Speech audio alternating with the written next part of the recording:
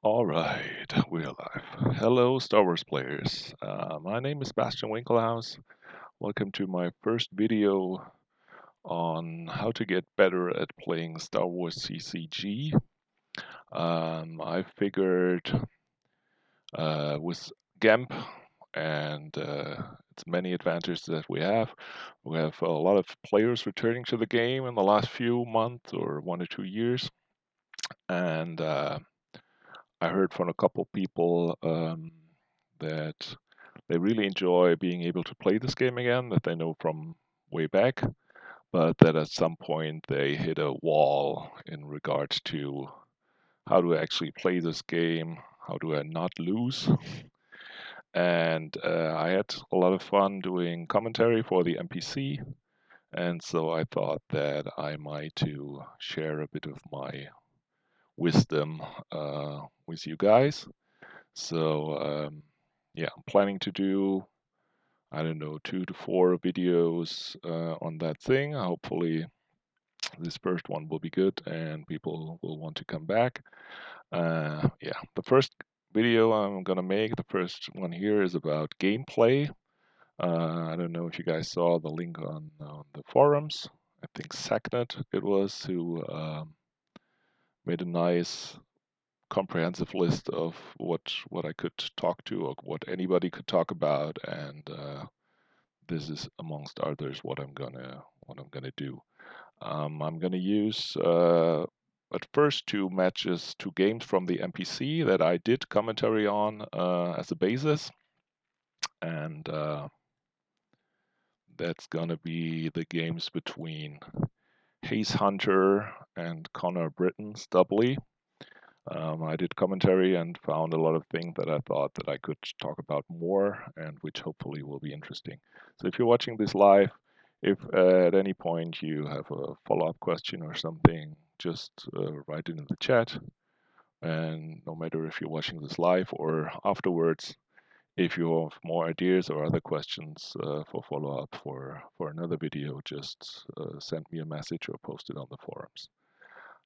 Just want to say what this is not, or what is my target audience. This is not going to be a rules video explaining how to get back into the game. I expect that you know the basic rules of the game and the basic strategy. And there's going to be some things that some of you will already know and that can't be avoided, and maybe some other things where you say, well, that's maybe a little bit too much, depending on how far you are in the process of coming back to this game. All right, so that's about it. So let's start here. I don't want to go. I don't want to do this a little bit different than what one Chris Gogolin is doing with his show. Um, let's speed this up a little bit.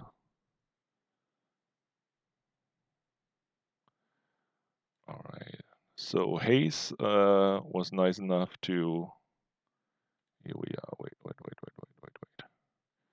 Hayes was nice enough to send me his replay links for this match, and I'm going to start with the first one where Hayes was playing light side and Stubbly was playing dark side. And I want to tell you how I would approach these games. One of the reasons I picked these 2 games is because they have different matches, different games going on between what I would call active and reactive decks, and also about decks going wide, which means spreading to multiple locations, or where you just concentrate on a single or few locations. And that's where I think these 2 games will be very good for. So at first we're gonna have Throne Room versus Hunt Down, a pretty standard match, which has happened a lot of times over all these years. And this is a match that's gonna be at very, very few sites, which is mainly because of 2 shields, the one being the original one being this one here, come here, be coward. Which says, why you occupy a battleground and opponent occupies less than 2 battlegrounds, cancel opponent's force drain at non-battleground location and opponent's force retrieval. And there's another defensive shield for the light side, which says basically if your opponent is at a battleground and you want to do something at non-battlegrounds, you need to be at least 2 battlegrounds. So in this matchup, you can expect that there's not going to be really a lot, or yeah, not really a lot battlegrounds. And why is that? We have Throne Room here and Hunt Down. They all start without battlegrounds. And what I was gonna start with is that you think about, well, you already should know your approach, the approach of your deck to the game, right? So what is your plan? And what I'm calling it being active or being reactive. Do you want to put something up front on the table to do damage with, or do you want to react to what your opponent is doing? And Throne Room is the typical reactive deck where you don't want to put your plan basically is to react to what your opponent is doing. There's nothing that you want to do up front. And Hunt Down is in a similar position. You want to put Vader out to flip, but apart from that, you want to react. All your other resources are dedicated to reacting to what your opponent is doing. So that is your basic plan. And then depending on the matchup, you got to think about how do I react to what my opponent is doing. So in this case, Hunt Down, who wants to put something out, will have to think about, all right, what is Throne Room gonna do about this? How much? How do I have to approach this game? And one thing I think you should do from the very start is think about key cards that you wanna get. For example, not in this Throne Room, but if you're playing a deck that says, all right, against Hunt Down, I want to have transmission terminated to kill the Visage, so that it doesn't kill me with its constant damage. For example, if you're EBO or something, then this is one of the key cards that you need to look out for you. And for the Throne Room deck here, it is always, you got to look out for your locations. You want to have your activation going very fast. And yeah, I'm not very sure what's in this build. I know we're going to talk about it when we see the deck for the first time in a moment. And this is something, let's go. This is the activated force, control phase, and then we're going there. All right, so we're in the first deploy phase, and Hayes uses Insurrection Aim High to look at his reserve deck. So looking at your reserve deck is a pretty important thing to do, and it's always good if you got a method to do this every round, because you get to look at what's in my deck and what's in my force pile. And let's see, this is his deck, and he has a pretty important card here, which is this guy, R2D2, which adds a light side icon to a location, to a site, to a star, to a dark side, and will create a battleground. Right, in a game that is very scarce on battleground, you're going to see that in a short while. This is a key card that you want to have, right? And it's always important to see what's in my force pile, what's in my reserve deck. Do I want to spend force this turn? Do I want to draw? And it's a thing you should be doing from the very start of the game, thinking about what is an important card in this match and where is it, how do I get it. You don't have to track your whole deck, of course. And if you're unsure, you can always have the deck builder with your deck list on another tab. That's perfectly legal. And if you're not sure, do I have this card in this deck or that card? You can always take a look there. So for light side here, we have the location cards, right? That are important. So we have the 2 docking bays. He's going to pull these with Insurrection. We have the Jedi Council chamber already in hand, and then we have the Boss Nass chamber still in deck. So the other important cards are the Boss Nass chamber and the Wisas to pull the Boss Nass chamber. So I'm not 100% sure. Does he play 3 or 4? So if he plays 4, for example, he would know, all right, I got a Visa in my force pile. I mean, we're talking about first turn, 3/4. He doesn't have anything he can play for 3/4, but you still have to be thinking about, do I want to draw cards or do I want to save cards? And Visa, for example, to get your sight is what you need to be looking out for. Also, you will probably want to look out for Luke. That's also a card that he has 3 of in his deck. Also not sure if he's playing 3 or 4, but of course you as a player would know that. And yeah, some other characters like Leia against Tarkin. This Leia could be a big role, and so on. So another thing we saw here is that he is having a Rescue on the Clouds in his starting hand, and he starts to activate, then goes for the docking bay, and only then will he play the Rescue the Clouds. That's just a little percentage play that you should always think about. You could play this at the very first action of the game to look at your reserve deck, but by activating and then by taking a docking bay out of the deck, he's basically increased his chances a little bit to get to something that he wants by not getting a docking bay with a rescue. Right? So let's see, putting the docking bay out, then he's playing the rescue, and he took. Sorry about the mess. I'm going to talk about it in a little while this is important. Picking out this one, and he's drawing. Oh yeah. So he has 4 Visas in his deck. So yeah. He knew, all right, I want to draw. And also he got this card, which is basically R2D2, which is a search card for R2D2. So that's what he did, and to get out his activation. Okay, yeah, pulling away Sense, pretty good, because you don't need that one against Huntdown. And Huntdown gets to activate 4 cards, deploys 1 location, deploys another location.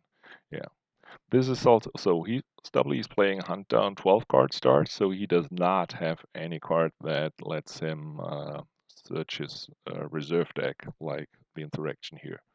And so he had to play We Must Accelerate Our Plans to go for a site blindly, which isn't that big a deal. Like if the bridge is not in there in the reserve deck, you know, right, it's in my force pile, I'm going to draw and get it. But if you, for example, have a card like Quad Drive Yards, where you need to pay 2 fours to get a system out of your deck, it's really crucial. Like, in the beginning of the game, 2 fours is really a lot.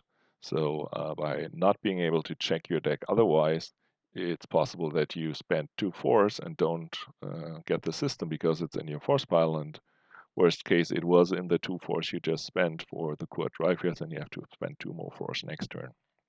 So yeah, if possible in any way, search for your reserve deck, something non-important, and make a note of what's in there and what are the key cards that you want to get out. All right, so let's slow this down a little bit.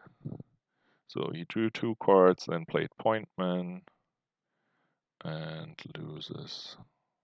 both lose from reserve deck.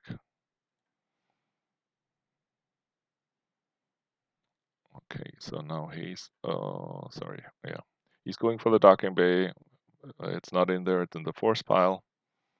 But he got to see what else is in there. He got to see if there's R2D2 in there, which he wants to seek. And I think it was there because he's gonna play it now. All right, so let's pause here again. So he knew from the first search that R2D2 is in there, and he now gets to see what other cards in there are in there. R2 only costs 1 force to deploy, so he knows, for example, is there a Luke in here that I want to draw? It's still 3 Lukes, so if we think he's having 3 Lukes, it's not in there. There's, for example, one Ray in there, which is a nice card, which goes because with the use pile search, you can always get a card that you want to get, that you need to get, and you can get it out of your used pile. And yeah, for example, Hujix is not in the reserve deck, so he knows it's in his force pile. Yeah, let's talk about this in a moment. So he's gonna deploy R2 over here. And now he has a chance to deploy a character over here and kill the Visage. But he decides not to do that.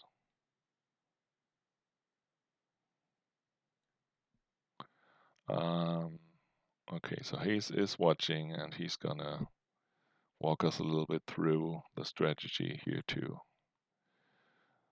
So he decides not to go to the Holo Theater here and is content with playing R2 and drawing a few cards. Let's see how far he's gonna draw. All right, this is the point until which he draws. You can see this last card. It's that ray I was talking about. Okay, cool. So let's talk about when and where and how to deploy. Um, there's basically um, two ways you can lose the game. One is by getting drained and whittled down with your life force, and the other one is by getting battle damage and getting overflown. Damage from drains is basically the one thing you can, yeah, you can control a lot better. I mean, if opponent is at two sides and draining you for three, you know you're gonna lose three force. When you're deploying, you always got the chance that opponent overpowers you and gives you a lot of battle damage. So this is always a risk, and this is the one of the most important things to be able to gauge. How much do I need to deploy? What can I expect from my opponent to do? And also, of course, where do I want to deploy? Now, this card R2, D2 is a very interesting card because it creates a battleground at opponent's location as long as R2 D2 is here, right? And also you got the text that once per game, if about to be lost, may place in use pile. So even the first time you lose them, you don't really even lose a force. It goes back into your reserve deck. And that would then switch off the battleground. So by putting R2 here at the executor sides, basically Hayes created a battleground for at one of the two sides of his liking, right? So if he goes there with another guy and Stubbly goes on the attack, um, basically if Stubbly puts out too much stuff and overcommits to this side and then R2 is lost and it's not a battleground anymore, these guys are stuck here, right? Of course, the other problem is if Hayes is going over here and R2 is lost, he could be stuck there too. But basically, Stubbly would have to kill R2 twice because the first time he goes down to the use pile and then he can get back with seeking an audience. So light side is definitely advantaged here in this. Is this a battleground or not? And also the hunt down scenario specifically, we have two sides next to each other. So he can even run from one side to the other and say, well, next round this one is a battleground and this one is not. So that is pretty important. So he could have put Qui-Gon out here.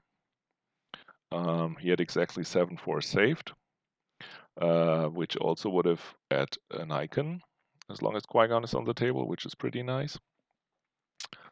But then he has like one more character, and yeah, he opted on one side to like draw a little bit more to have more material to work with, and also he has another Visa, which now allows him to have two different battlegrounds on the table. The permanent battleground that this one is pulling, the metal planes, or the temporary battleground over here. So he has options, and first of all, he wants to see what Stubbly is doing. He created the icon here, which boosted his activation, and he decided not to deploy anything there. Oh, sorry, I just did Stubbly lose the Tarkin from hand? Yes, he did, which probably means that he has another one in hand, because why would you else lose such a card from your hand? That's correct. And they both lost from reserve deck. And then he got out. Oh yeah. This is also another thing which is more important later on. We're going to see that recurring theme. It actually didn't occur to me before that Hayes did the same mistake. We see that Hayes is first recirculating his reserve deck and then playing the Visa to get the battle planes. Yeah, it's really a shame we can't rewind this, but I'm gonna show you the same thing a little bit later on. By knowing what's in your reserve deck, you also know what's in your force pile, etc. And he only spent one force for the R2, but we knew that the docking bay was not in his reserve deck, so it had to be in force pile. So there's 3 cards, one that he spent last turn to play the R2 and 2 force that he left. So he said the bottom card he knew from that this is not the docking bay from last turn because he already left that one open there. So the docking bay could either be the 1 force that he spent for R2 or the 2nd force that he has in his force pile. So he decided not to draw this card, which could have been the docking bay. But then he recirculated and then he played the Visa to get the battle planes, which means we saw that the docking bay is in his reserve deck, but it's now shuffled and the docking bay could be among the top 10 cards now, which means that he's going to activate it again next turn. So in this matchup, you really want to get your activation going. He has 10 force, 10 or 11 force, that's like 10% more. You really want to get your card on the table, and so you really should have played the Visa on his own turn so that he's not shuffling a reserve deck. By shuffling, by getting the battle planes, he's now shuffling the docking bay to somewhere where he doesn't know where it is. And we're gonna see a little bit later on, actually very soon, how big a mistake this can be. All right, so we have Stubbly going for this one, activating, and then going for the Vader's lightsaber. Let's pause here. All right, so we were talking about at the very beginning, Huntdown wants to put out Vader. And Stubbly had a choice here to make, and I think he made the wrong choice by deploying his Vader over here to that temporary battleground. So he's doing 2 things here. He's protecting the Visage that he wants to have as constant damage on the table, which is a ping damage. Both players must lose 1 force at the end of each turn.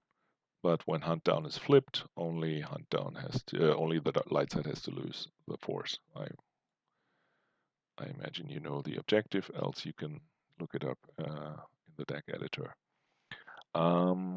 So what he accomplished here was he's flipping his objective, and at the end of this turn, light side is the only one, and dark side will not have to lose a force to the Visage. He's also getting 1 more activation because no, this one, the Holo Theater says if Vader on table, force generation +1 here. But he saw that Hayes got the battle planes, which is a battleground, and we're getting back to this card, come here, be coward. So Hayes can occupy a battleground and then cancel opponent's force drains at non-battlegrounds locations. And we have R2 here, who can move over here and make this a non-battleground location. So basically then Vader is stuck at a location where he's not doing really anything. So he decided to play this over here. He play his main character over here um, to a battleground, but not to a real battleground, so to say. He's probably playing one battleground in his deck. I would imagine that he's playing the Cloud City side, the Downtown Plaza that you can also pull with the same card that you pull with this one. And so, but he did not draw that one and instead opted to go over here. So at the end of the draw phase, Lightside is the only guy who has to lose a force. Loses a 3PO. Yes, W canceled the game text, but that doesn't reduce the force generation. Basically, at the very start of the turn, you count your force generation and then activate as much force.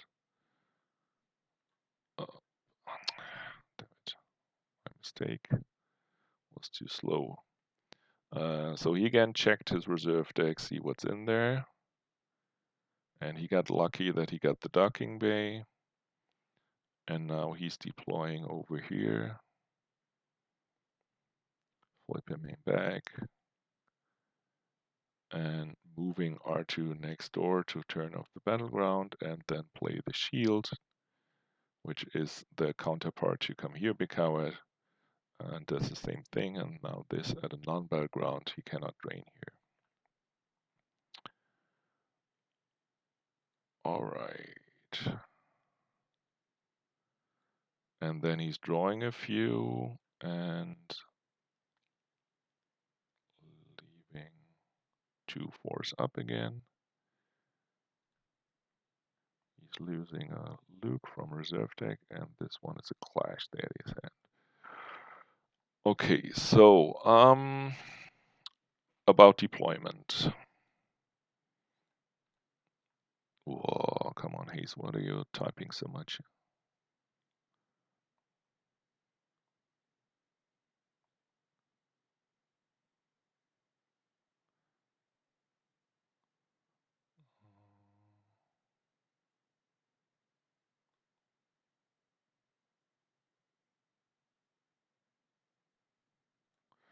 Okay, sorry, I had to read up on this one. So, what we saw here was that Darkseid was deploying 2 guys, the Bunny and the Vader, to a location, which is pretty solid in terms of can it be overpowered. Um, and then Lightside decided to not battle against that, but instead go over here, which definitely was the right choice. You don't need to go for battle damage if the other guy is strong here, especially if you can ignore him with the shield. So now Lightside has a single character out here with his Qui-Gon with Qui-Gon Jinn with lightsaber, and he's in a really good position here because of the tricks he has. So basically, the question I think that are many people are posing is like, how much do I need to deploy? Um, and obviously, there's never the really correct answer, but the thing is, you have to keep in mind is you don't want to deploy too little so that you get overpowered, and you normally don't want to deploy too much in this match. If there's very few battlegrounds, there's actually not that big a downside to deploying too much, um, because it's not like you're gonna need these guys at other locations, right? There's gonna be a maximum of 2 battlegrounds or permanent battlegrounds on the table, and if you control one of these 2 battlegrounds, yeah, that's already at least half of the game. Um, so deploying another person here wouldn't be that bad. The question is, do you really need it? And I think you don't, because you have here a character which is not immune to attrition, and he has a weapon, and he's power 6. And you have tricks in your hand. That's like a really good position to be in, because if your opponent now attacks you with one person, with one guy, you're in a good position, use your weapon to hit him, and then maybe cause overflow depending on how much power he has. If he sends up two guys, you can hit one with a weapon and then kill the other person with attrition. And then you're trading two of his guys for one of your guys. Of course, the possible problem is, do you take overflow? Um, Now Qui-Gon is even in the very nice position that he adds one battle destiny if with Maul, which is like the one character which Darkseid could send that where one character can really be a problem. Because he has power 7, has a weapon of his own, so he could potentially overpower this guy. But even Qui-Gon specifically adds another destiny, so he's advantaged against them all. So, and you also have to look at how much force does your opponent have. That's 13 now. And we also have to acknowledge that Vader is out of the picture because he's already on the table, right? So if he sends one guy, he's in a position that, yeah, he might get battle damage. If he sends two guys, yeah, he might cause overflow, but he's also trading 2 for 1.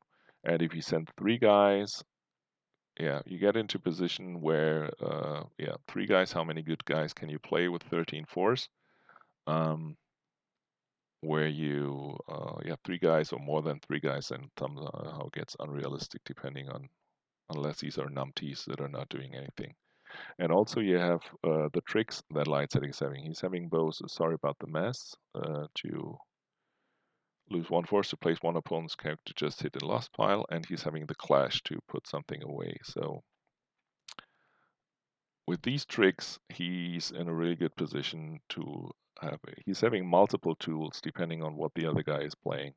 Basically, one character with a weapon, or yeah, somebody like Kylo Ren with EPP Kylo or something, would probably be the best case scenario for Stubbley here to send. Um, but you can do something like Kylo and then Dr. Evazan, and then Qui-Gon can play like Clash of Sabers on the Kylo. Um, and then you're in a bad spot here. So by having this guy over here, he's in a really good position to hold this side here.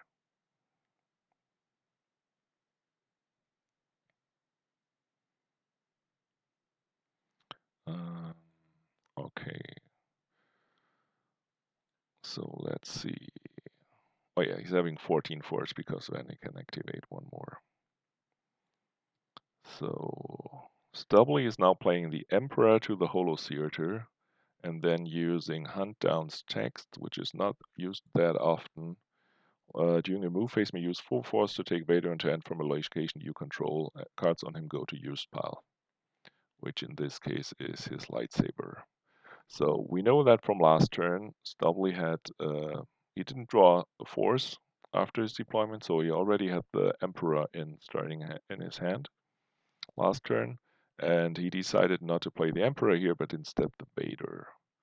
So yeah, I think that's not that great a deal, and he might have been afraid like Vane and the Emperor.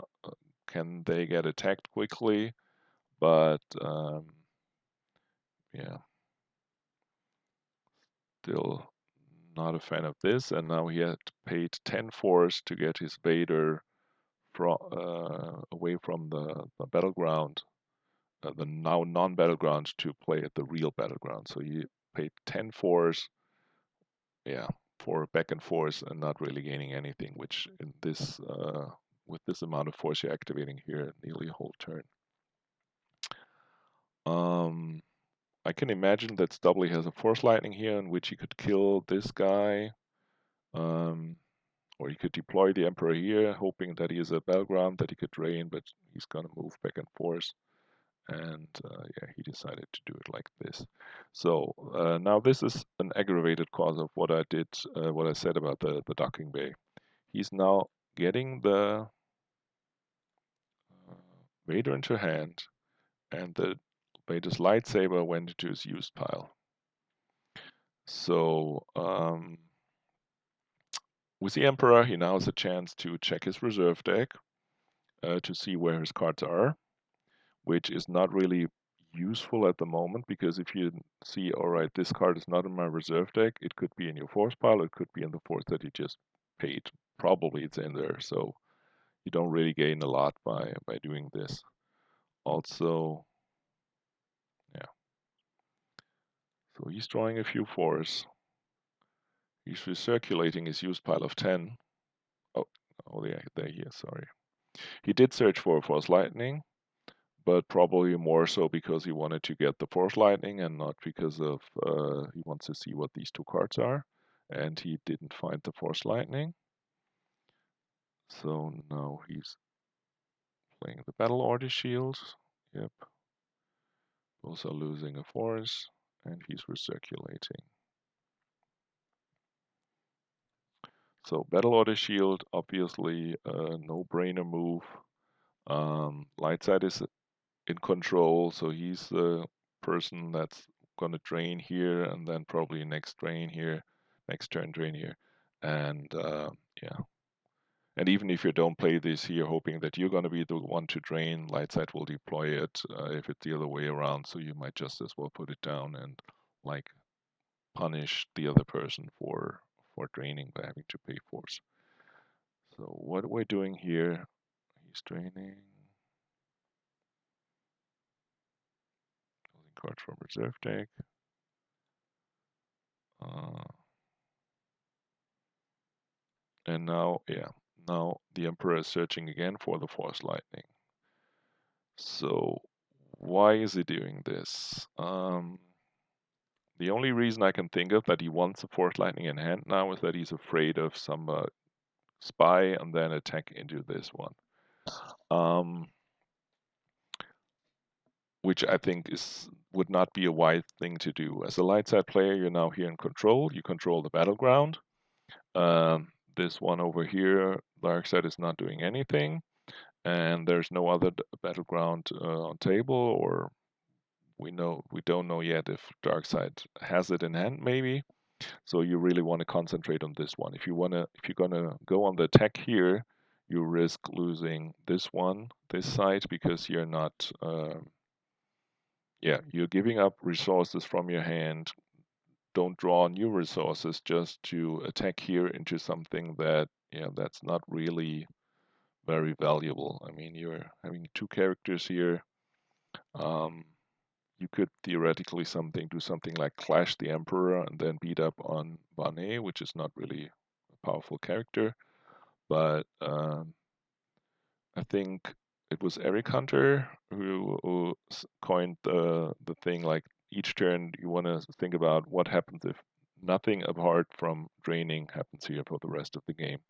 And that's exactly where Hayes is here in this situation. He's having control of the battleground. He's the one draining, and he doesn't really care about that one. So Force Lightning to defend your side here, not really important. But the thing that did happen here is that he shuffled his reserve deck, the one where he knew that his lightsaber, which is a very crucial card, was in the bottom 10 cards. And that's another aspect of knowing where your key cards are. I mean, if you're having Vader's lightsaber and Vader in hand, Vader's lightsaber is obviously a key card, and you can deploy it from your reserve deck or from your lost pile. So by taking Hunt Down, with Hunt Down taking Vader back into hand, the lightsaber went the used pile was in the bottom 10 cards, and if you don't shuffle your reserve deck, you know exactly, okay, I'm gonna activate 14 cards, then I'm gonna have 15 cards left. Somebody somewhere in there that's gonna be my lightsaber. But he opted to shuffle his reserve deck and lost track of the lightsaber. So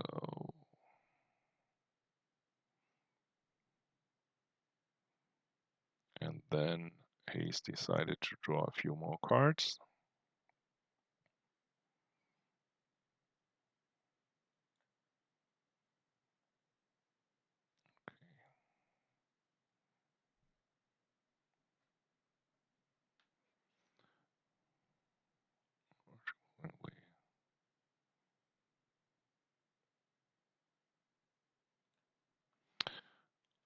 Okay, so interestingly enough, Hayes decided not to deploy a second character here.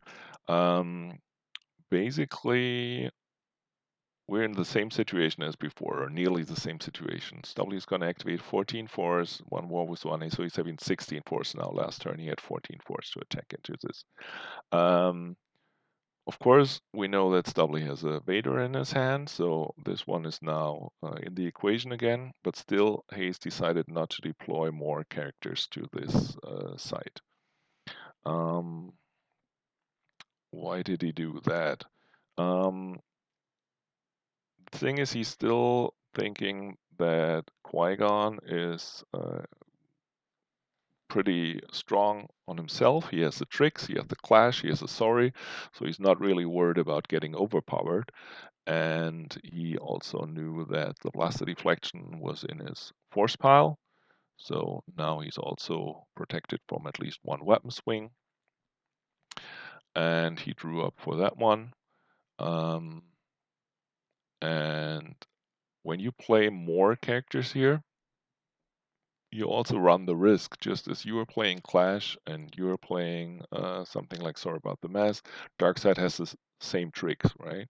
So if you deploy something like Rey and Solo together with the Qui-Gon, you always face a risk that Vader comes down, you are beaten on Qui-Gon, attack into these guys, swing at Rey, hit her, make her lost with a sniper, dark strike, cancel Solo's game text so he doesn't even draw a destiny, and yeah, so by even deploying more characters, you run the risk, as weird as that may sound, that you take more damage by playing a weaker character or two weaker characters together with your strong character.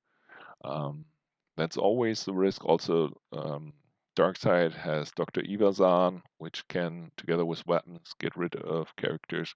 So by having a single character, you at least can be sure that if this character leaves the battle before the battle is over, that yeah, you don't lose his power.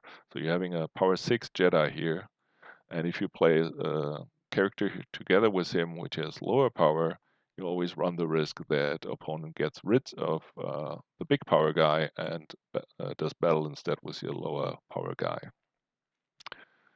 And also, as I said, he has the tricks, so he knows that this Qui-Gon alone can still hold the side and maybe trade 2 for 1. Um, yeah. Also, we will have to talk about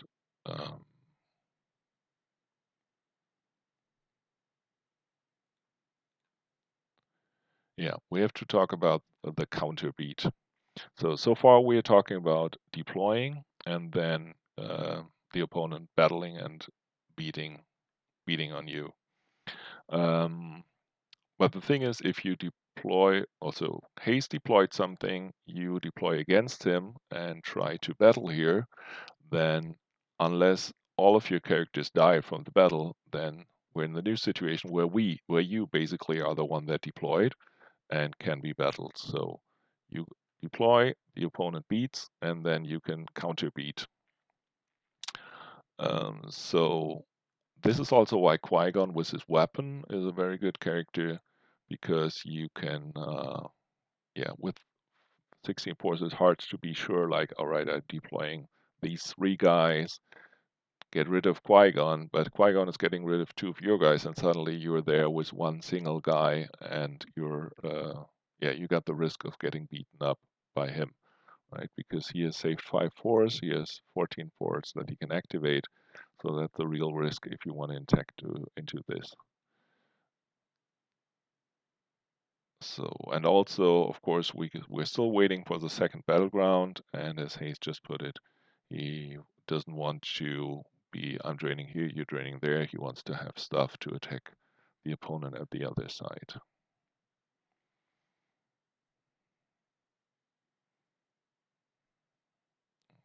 So he's activating force. Okay. So on Hayes' turn, um, Stubbley used the Emperor, shuffling his reserve deck.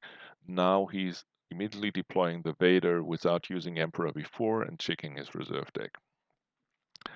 Um, so we were talking about how important it is to check your own reserve deck to see what's in there so that you know what do I have to do. I mean, if he's not doing anything here because he says, damn, there's so many crucial cards in my force pile, I mean, you're risking getting drained for another 2 force. That's not that bad, right? But also, what you knew was, what about Vader's lightsaber? Is it in there or is it not in there? Now, he deployed the Vader here without knowing is his lightsaber in the reserve deck or not. And he's then going to find out. He's deploying more. He's deploying more. Here comes rescue. And only now is he taking a Force Lightning into hand. Does he play 2? Did he? Oh yeah, he played the Pointman last turn and put the Force Lightning back. So now he's taking the Force Lightning into hand, and now he's seeing, oh, there's no Vader's lightsaber in there.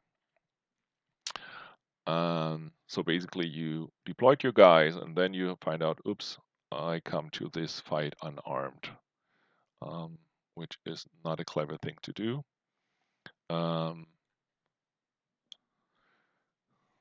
So that's the part about your key cards. If possible, before attacking or if you're deploying anything, just at the start of your turn, see what's in my force pile, what's in my reserve deck, and plan your turn accordingly.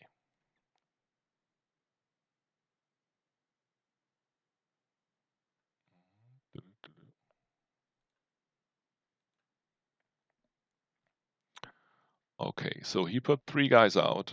I think at this point, Hayes doesn't know yet if he has a lightsaber or not, because he didn't get to verify. But he now decides to play Clash of Sabers from hand. So why is he doing this now and not in the battle? Because Grand Moff Tarkin adds 1 battle destiny. If with Vader, may add 1 destiny, and it says may, so it's an optional action and that you have to trigger during the weapons phase in the battle, and which also yeah, you trigger once and then it doesn't care anymore if the condition is still fulfilled. So if he waits till the battle starts, then as a first action, Grand Moff Tarkin can initiate his text and add a battle destiny together with Vader. So he decides to play the clash before the battle to take this one out of the equation. And now Stubbly is sitting here with Grand Moff Tarkin and Boba Fett, who both would add destinies together with Vader, but without Vader, they're doing not really a lot. And that's the same principle I talked about on Hayes' turn. If you got deploy multiple guys and the opponent can take out your strongest guy, you're down there with the yeah with the low powered guys that are not doing that much. And I mean, that's still, even if Stubbly had the lightsaber here, it wouldn't really matter for this situation. He decided to deploy 3 guys, and yeah, the clash took out the most important guy here. So now Stubbly has a chance to either theoretically attack into the Qui-Gon or do nothing. He has 1 force, so he cannot move over here. Or did he use the Vane already? No, I think he did not. So I think, whoop. By the way, I clashed Boba. All right.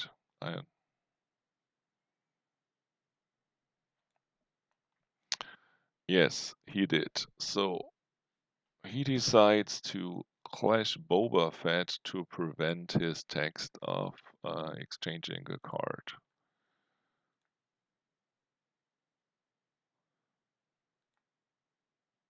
Interestingly enough, he still looks for the lightsaber despite already seeing the reserve deck with the Emperor, that it's not in there, but maybe he didn't think about it, or he forgot.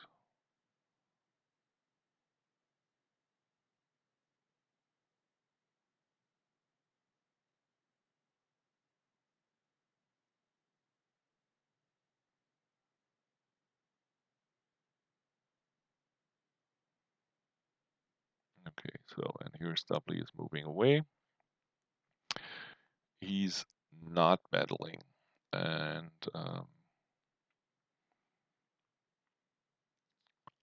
basically what Hayes was saying about he wanted to deny the pull. There's always a chance that he can pull gig here and not take any overflow. Actually, I have to confess, by not being able to pause at the right moments, we didn't see if we know that gig is still in the reserve deck or something. Um, but Stubbly decides to move away instead of doing battle. And I mean, we're gonna come to the situation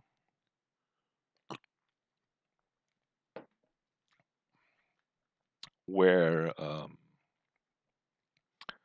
we're still getting into the situation where the small guy will gonna take the battle damage over the big guy.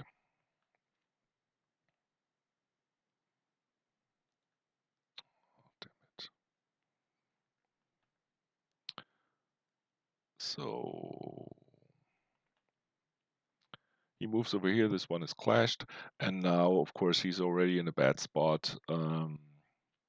Instead of 3 guys, he's down to 2 from the clash. Now Lightside can do the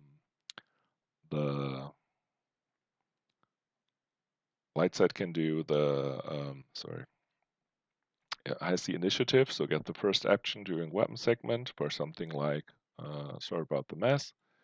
And Darkseid is in a position where he has 2 guys out there, and one of them is like the weak guy, and he's got to be afraid that Darkseid will be taken, that Vader will be taken out, and that Tarkin will get overpowered. So he had the chance to battle into Qui-Gon, which would have been like damage reduction. So trying to get out of there with no character left, so he does not get counterbeat. Of course, the problem here is that Lightset can always decline to draw Battle Destiny, for example, and leave you with 1 guy, or use the saber. Basically, when these 2 guys attack into Qui-Gon, Qui-Gon can swing the saber at Vader and then not draw Battle Destiny, so that Tarkin cannot be lost to attrition. But we're having here power 10, 2 Battle Destinies. Or he can, yeah. So that's if he doesn't have a Hoojix, not drawing a battle destiny could lead to battle damage on Qui-Gon.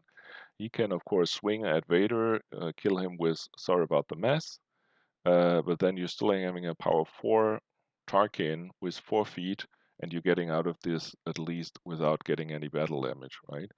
By deploying the 3 guys, losing 1 to clash, then going down to 2 guys, and the initiative on the light side, he's asking for trouble here by yeah, having the weakest guy being the guy who's being beaten up on. That's what's gonna happen here. One thing we missed was verify from the reserve deck so that what the destinies are. Sorry about that one. He's having 2 3s in there. The rest is good destinies. And he knows for a fact um, that he can swing and hit here. He's putting out the weapons. He's putting out the gun. I don't know what that was about.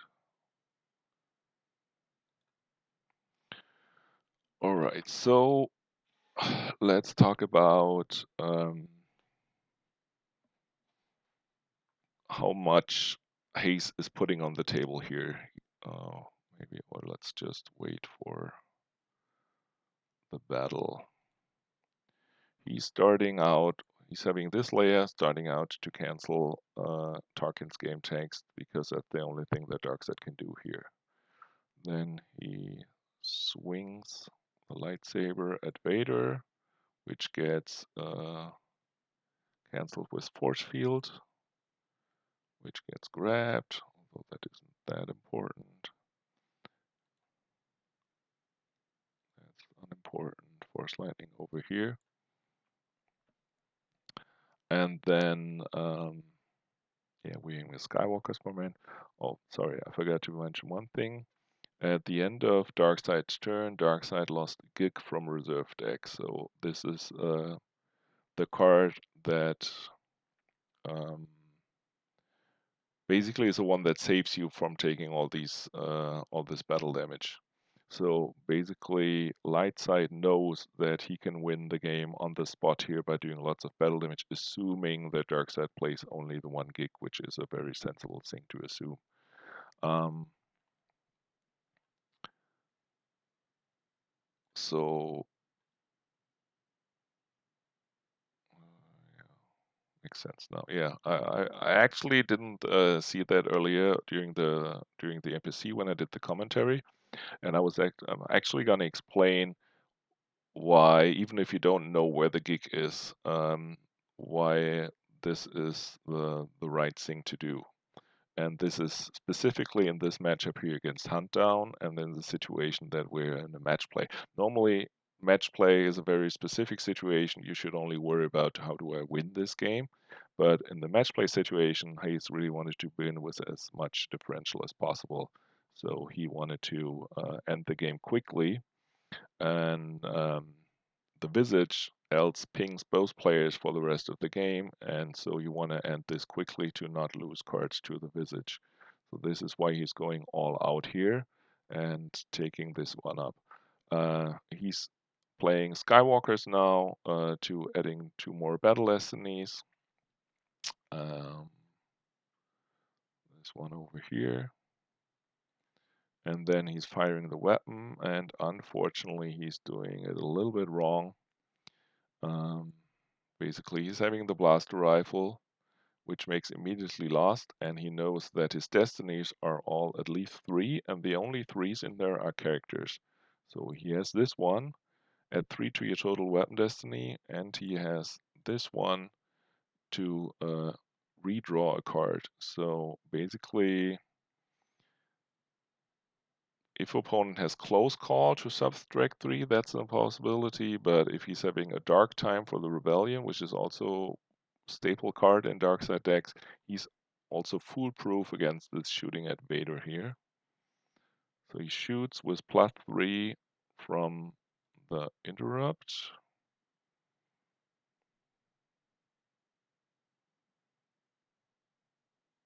Draws the 3. Dark time for the rebellion makes -1, so he misses 3 plus 3 from the things plus 1 from the blaster rifle 7. That's higher than his defense value. He has Jedi's Resilience, be able to redraw, take another destiny. Dark time for the rebellion is a unique interrupt, so he would normally hit. The problem is dark time for the rebellion makes light side lose 1 force, and for whatever reason he decides to lose the Padma. And with the card not there, he can't take it into hand. Tries to revert, but doubly denies, which is totally correct. Yeah, and this is where Hayes did not immediately win the game. He normally should have won here immediately by killing Vader, having a 4 power, 6 4 feet Tarkin. That's 10. He's not drawing a destiny, and we're having 14 plus 3 destinies. The total is +1. So we're looking at 15 power plus 3 destinies against a value here of 10. So we're drawing 3 destinies, which are like on average maybe 12, 13, adding 5. So you're looking at 18 overflow here. So what I wanted to talk about was when should you go for the kill like this? Like would have been maybe enough to deploy less characters, like not the Ray, so that you're able to save resources for another battle. Because at some point, like if you're doing 10 battle damage or 10 overflow or 20 overflow, if your opponent has a gig, then it doesn't really matter you maybe put out too many resources that you're needing elsewhere um, to accomplish nothing. And if he does not have the gig, the question is how far does your opponent get if you do the 10 overflow and not the 20? I mean, in this case, he's having 31 cards, so 10 overflow, he still has stuff to work with, and also Hayes wants to end the game early because of the match play situation with the Visage, so he's doing the correct thing to going all out, so to say, and yeah, makes this one mistake, which allows his opponent to get out of this.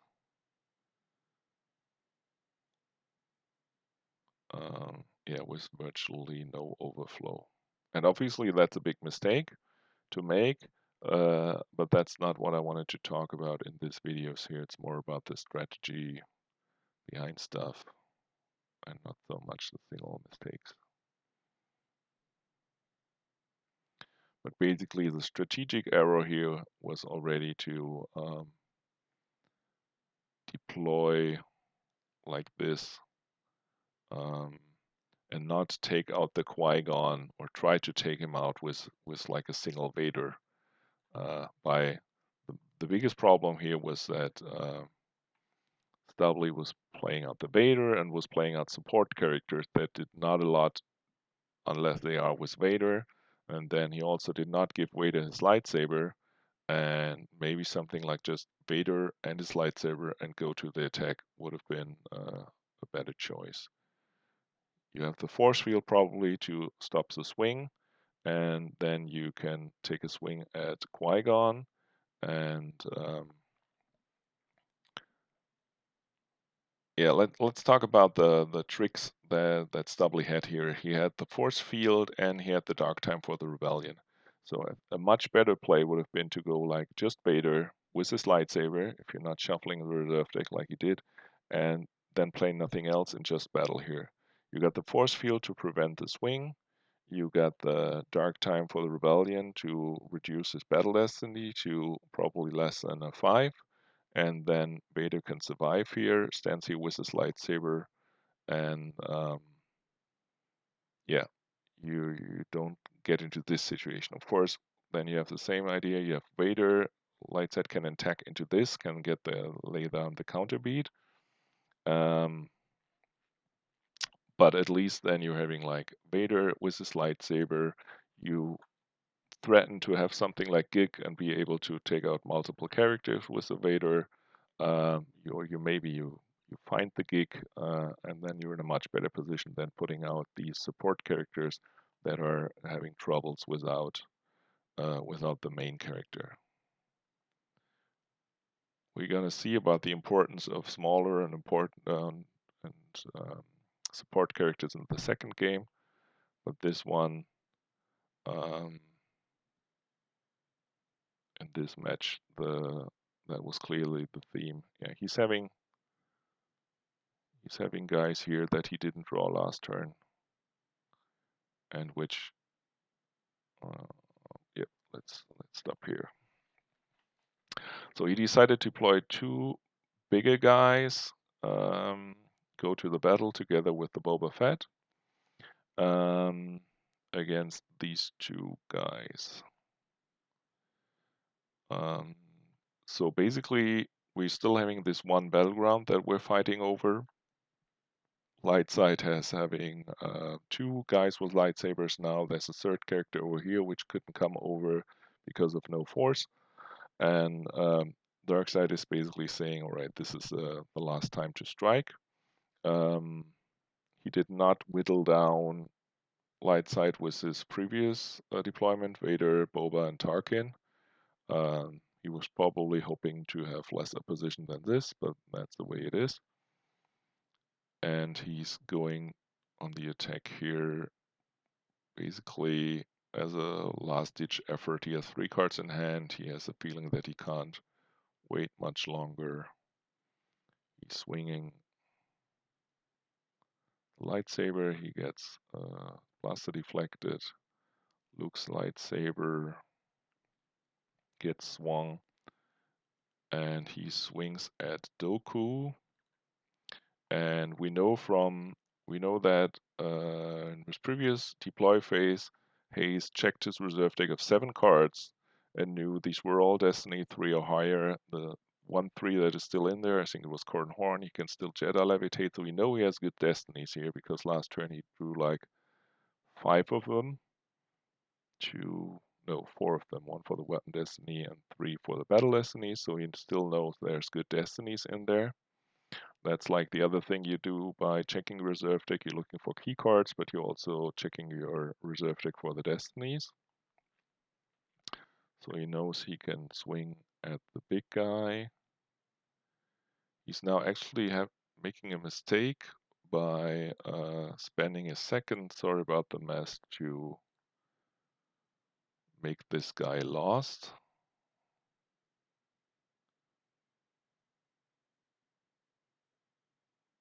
Which doesn't really accomplish anything. Basically, we're saying here situation, he was power 17 to power 12, and Hayes has the situation, all right, what do I want to do? He maybe, or to the, to the, yeah, sorry. So not Hayes, but you might probably say, all right, I'm down by power. I don't want to get overpowered here. I make this guy lose lost. But basically, you squandered resources here by playing this. Sorry about the mess, because he was down 5 power, but he also having one character that is not immune to attrition. So Darkseid is going to draw a Battle Destiny here, and you just lose the Qui-Gon, right? So, and he covers 8. So unless theoretically Darkseid draws a Battle Destiny that is more than 3 higher than Lightside, Qui-Gon will cover whatever Darkseid can throw at him, right? So what Hayes is planning on the instead is he's planning the counter beat already. So these 3 guys attack these 2 guys, and Hayes is already one step ahead. He's not planning how do I get out of this battle. He's planning the counter beat already, and that means that he wants to leave one of these guys um, alive alone. And the best target here for that is Boba Fett. So with 2 weapons and good destinies, he can swing at Dooku, he can swing at Kylo Ren, kill these guys, and then he can decide to not draw a battle destiny so that Boba Fett does not die to attrition. Um, and if Darkseid has more power, then Darkseid can also not voluntarily lose Boba Fett to the battle damage. So by killing the Dooku, he actually put the door open again for Stubbly to lose both of his characters here and not leave the single Boba Fett alive, which we're gonna see. He's gonna swing at Kylo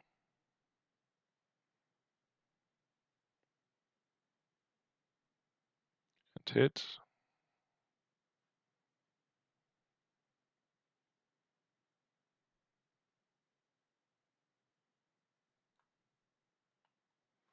And so if Dooku was still here, we were looking at power 17 against power 12.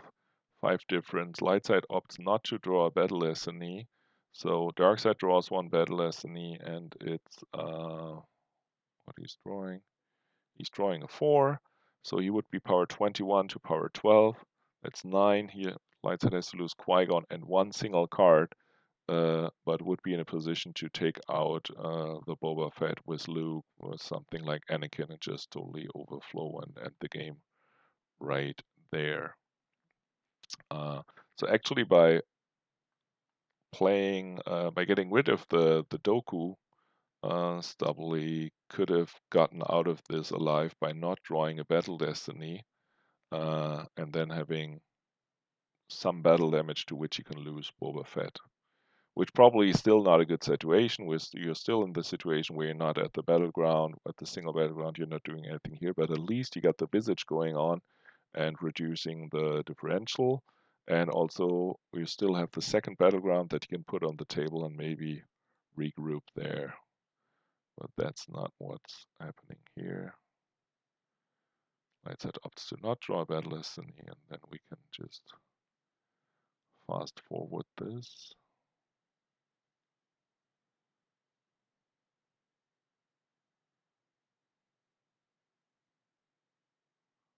Oh yeah, alright, so Boba Fett runs over here.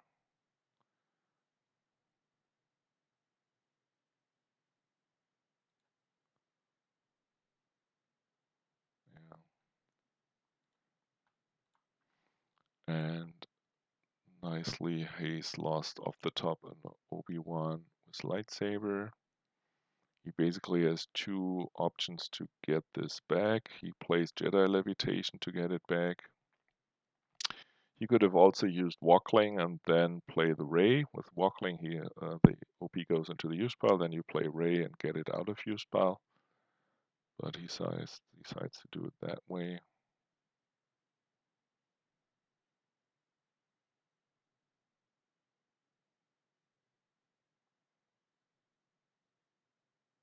Yeah, that would actually been better, I think.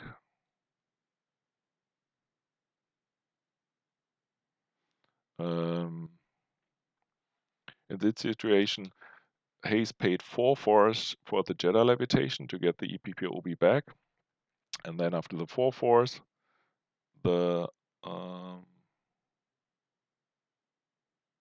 we have to start with something else. We have to start with light side not draining for 3 here, because he needed the force. He wants to do the battle damage over here, and he can actually do more damage by overpowering here. But he decides to pay 4 force total for Jedi Levitation to get the EPP Obi into hand. And after deploying him, he's only having 4 force left. One he needs to battle, so he can't really deploy anybody. I mean, he could deploy Jar Jar for 3 more power, but he decides not to. He could have instead used the Walkling to retrieve the Obi and then get him back with Ray. That would actually have him have 5 more power here, 4 power plus plus 1 to the total battle destiny. But he decides not to do that, so he just swings. Do some battle damage.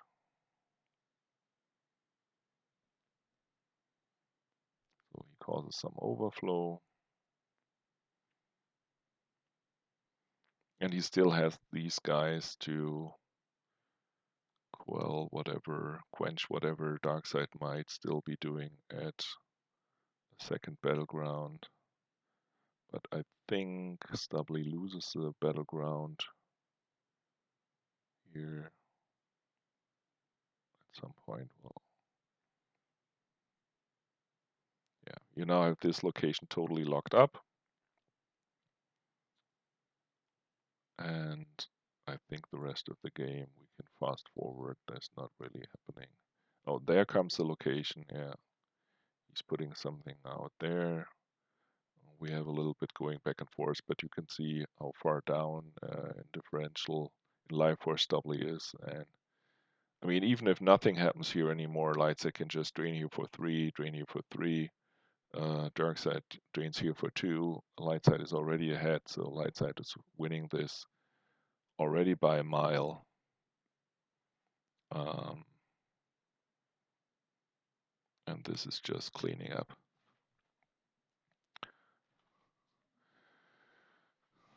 So basically what we saw in this game here was a game with very few battlegrounds where everything was concentrating here, um, where you have to decide how much do I commit to a battle to not get overflown, how much yeah, deploy beat, counter beat, um, how many resources do I dedicate? And Hayes really won here because he was he just used his resources much more efficiently. He just put the one Qui-Gon here, and basically that Qui-Gon was enough to drain here or lure Darkseid into the mass deployment that ended in Darkseid's Doom, while Darkseid basically deployed Vader here for 6, take him back into hand for 4, lost track of the lightsaber, and just, yeah, put himself into a hole where he couldn't duck out anymore. So that's what I wanted to show you from this game, and this took way longer than I thought it would.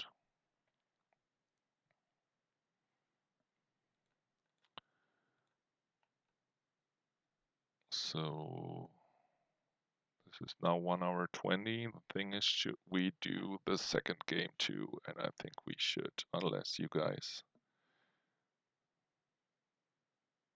don't want to do this anymore.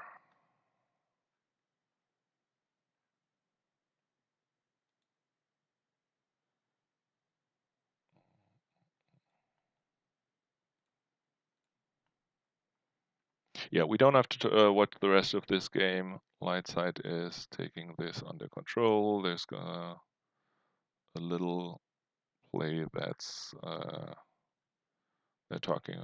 They're going for differential, and I think Darkside won this one by Lightside won this one by 12 or something. We don't have to talk about that anymore. Let's instead go to the second game and another approach here. And that one was Agents of the Black Sun versus No Idea.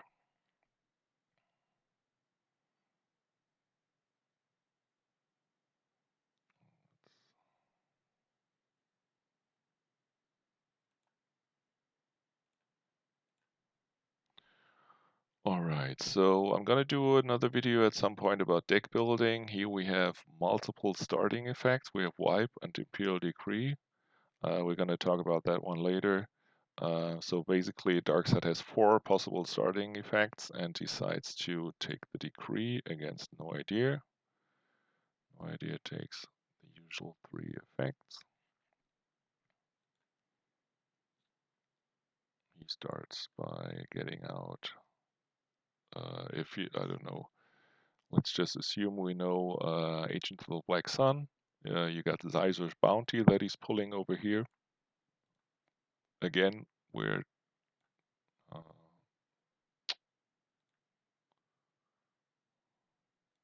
have to do this with the next verify. Somehow I'm not good at.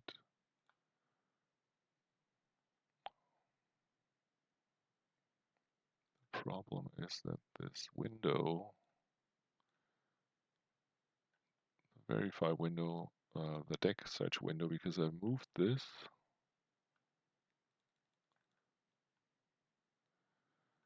It's over the pause button, so we will have to move this one over here.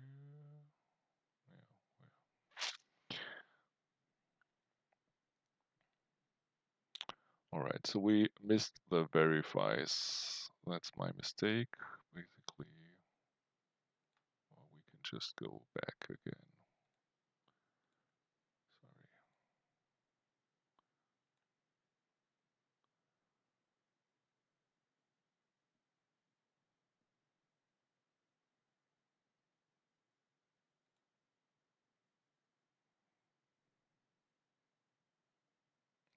Deploying the shield. This one is not what I wanted to.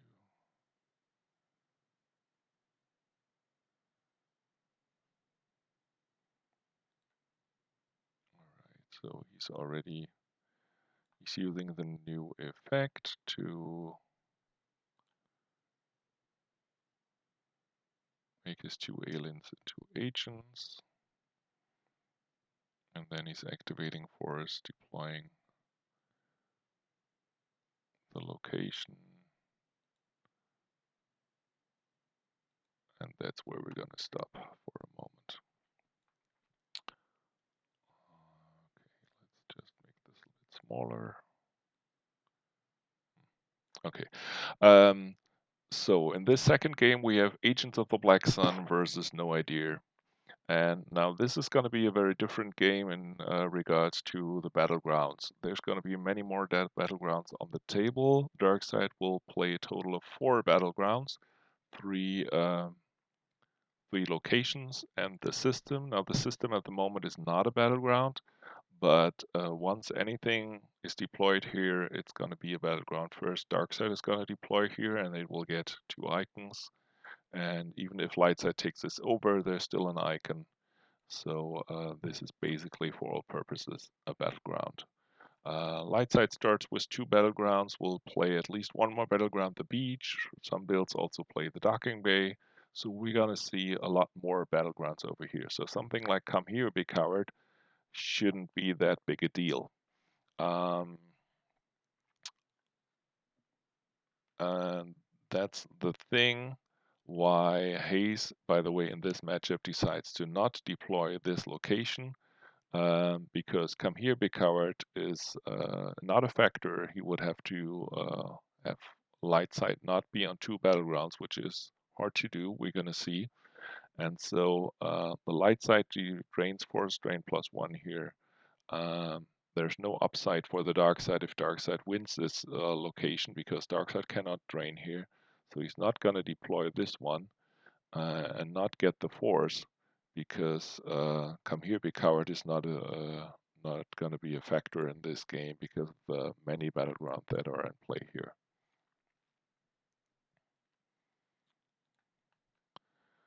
Okay, so we're talking about key cards. We can see here Never Yal Null, um, a card that I think is here mainly for normally for protection from undercover spies. But also here is a card to kill an opponent's spy, of which this deck has plenty. Um, we know that Agents of the Black Sun has not many ships, so we can see 3 ships here in the reserve deck. And yeah, normally we would see this location is in the reserve deck. You can pull it with this card, Shadows of the Empire. We use 1 force to download Imperial Square. In this game, Hayes found out that against No Idea he doesn't want to have it on table. Yeah. So what Never Yana also does, together with U3PO and Arika, is get rid of Corran Horn, so that you can actually block locations with your undercover spies. Um, that's maybe a route that Darkseid will take here. So I'm not sure what are the key cards, but again, that's always what you should do. Normally checking your reserve deck for set key cards. So he's getting aside. He's getting out the Emperor. He's moving Visor over here for the flip.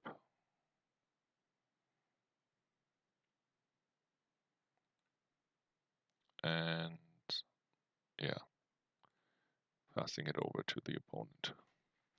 Alright, so No Idea, since the errata and the deploy is only -1 to Scarif and not on other plans anymore, its beatdown potential is saner now.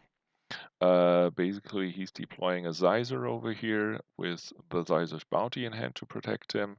Emperor Palpatine is not an agent, so he's not protected by this one, but he's power 4, immune to attrition, um, Force Lightning maybe in the deck, so he's pretty safe here in what he can put out without any risk. And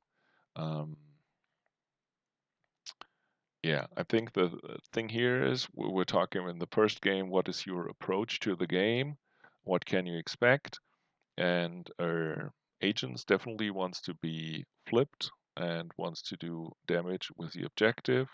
Uh, then wants to be at multiple battlegrounds, at 3 battlegrounds, to be able to damage the opponent with shadows.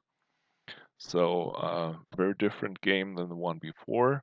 You definitely want to be the active deck, and that you want to put stuff out. Now, No Idea also wants to be an active deck. It wants to have some spies out to do damage with Stardust. And but both decks want to be efficient in what to put out to be active and accomplish what it needs to do, and also be able to react and interact with the opponent. Because both of these decks are, yeah, it's not really clear what happens when they ignore each other. Like we both of these decks are able to satisfy battle plan, battle order to go to space and to ground. We saw in the last game that space was absolutely not a theme. There was no space location. I think Hayes didn't play a single ship. Darkseid probably played a ship but never got to use it.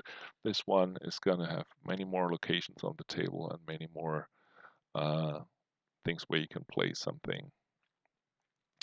And yeah, it's not really clear cut who wants to do what. Like Darkseid can go to his 4 Coruscant locations, drain for 4, maybe 5, do the damage. Lightside can go to its locations, drain for 2, drain for 1, drain for 1, do the damage. Both, if they just set up on their planets, can do their stuff. And yeah, this is a different game in where you always have to look out for how do I interact with my opponent while also being uh, active and putting stuff on the table.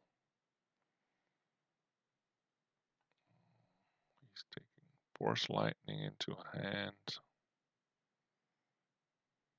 And I think I again put the window to a wrong location.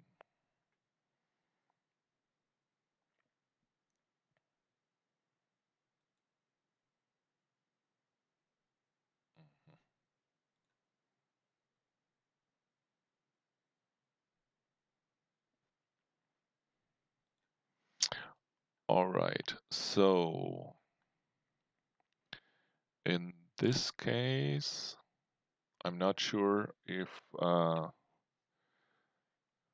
he saw that. So you see that the last force in the force pile was a ship, and by getting the Force Lightning, he basically saw his whole reserve deck except the one card, and maybe saw that this one is a ship. He took it into hand. Um, since you have to deploy to 2 different theaters on the ground and on the space, ships are an important resource. Agents place 3 or seemingly here 4 ships in the whole deck, and you can stack your characters on the ship. That's not the problem. What you need to find are the ships. And Lightside has no idea has the advantage that he can pull the Tentive out of the deck. On the zero side, it can get ships, Rebel starships from the deck, which is a very powerful ability. And yeah, Lightside here in the situation that he can pull a ship from a reserve deck. The problem is you can only pull 1 ship from a reserve deck. So he pulled out the Tentive and nothing else. So he did not deploy a second ship from hand. He also did not deploy a pilot character. So this kind of like an interesting move where Lightside decided to put out a ship that on its own does not draw any battle destiny, um, just relying on yeah, some kind of trick to prevent Darkseid from attacking into this. Now, Darkseid basically has to ask himself, like, what's going on here? Why is he doing this? You can assume that Lightside, or you must assume that Lightside has some kind of trick to do this. Um, else it would make no sense. Like, you always have to think about how much resources does my opponent have. You also have to think about yeah, calculated risks in what can be in an opponent's hand. Like, it's a totally different thing putting the Tentive out here or putting like a single guy here at the beach, because Darkseid has a hand of 9 cards here. I mean, we see what it is, but chances are there's going to be more than just two characters that can draw Battle Destiny and do the damage here. So if you put a guy out here that doesn't draw Battle Destiny on its own, um, depending on what kind of trick you have, like if you have a barrier or something where you can say, all right, the first person to initiate to deploy here cannot battle, that's not really going to work against 13 or 12 force at a location, at a site. Right? But in space, uh, knowing that Darkseid has like 3 or 4 ships in the whole deck, you got to assume with 9 cards in hand, there's not going to be multiple ships. So if you have something like a Rebel Barrier, uh, you can assume there's a maximum of 1 ship. I can barrier that ship, and then I'm good. Of course, Darkseid normally plays Sense, or could play Sense with the Emperor out here, so that would be a little bit risky. Um, but that's why Stubbly put out the ship on its own. So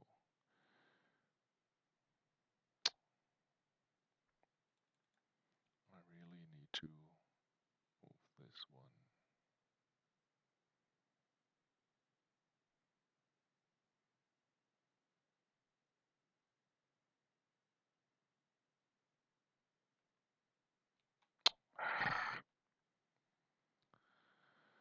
Alright, I should stop moving the deck window because it gets over my pause button.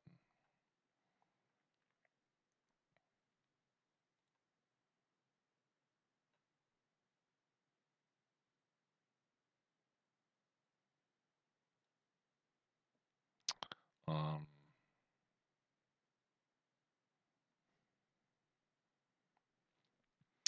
yeah, that's true. That's also um,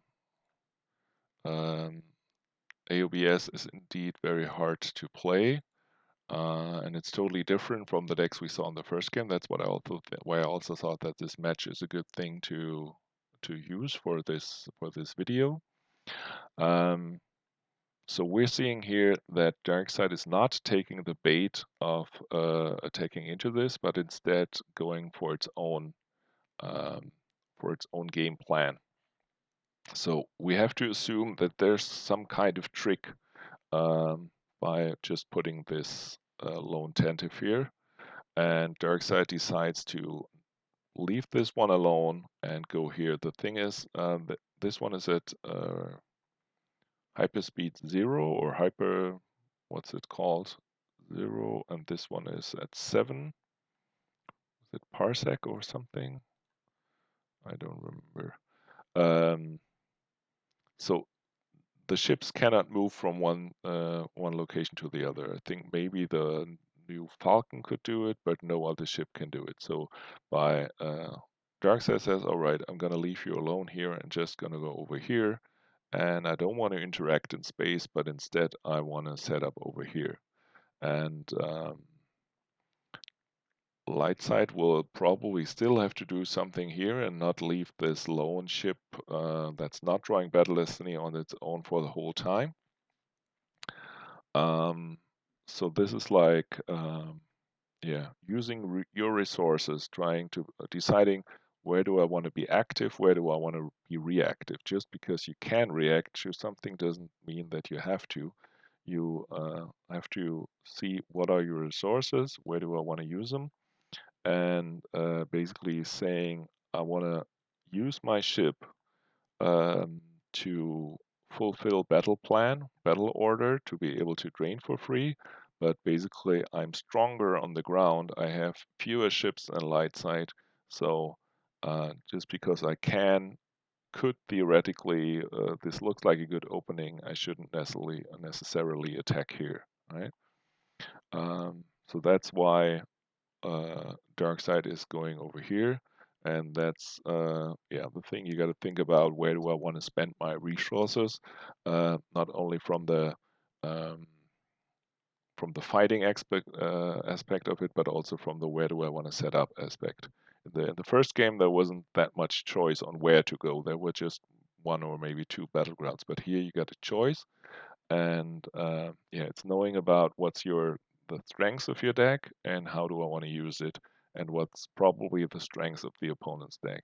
And with the light side being able to get more and more ships out of the reserve deck, basically the thing is that Hayes decided was I don't want to be battling in space. I want to be doing my thing and battle on the ground and just use my space to be able to fulfill battle plans. So I'm draining for free. And also the Tentive on its own is not doing anything here.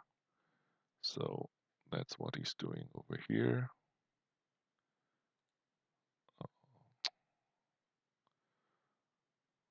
He's playing another shield.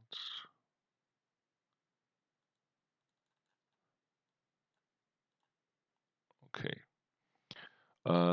Something. He's checking his reserve deck. What's happening now? Oh yeah, I remember. Yeah. Actually, the trick that Stubbly was having the interrupt where he can deploy a pilot from reserve deck in opponent's deploy phase, but he forgot to play it in deploy phase.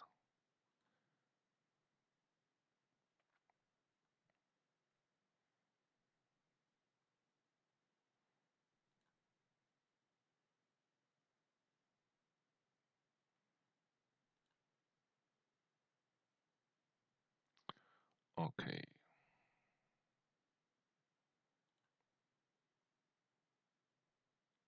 So Stubbly going for the docking bay, going for another ship from reserve deck. He's putting something there because long term he can't have this one without being able to draw a battle destiny. And then he's going on the attack.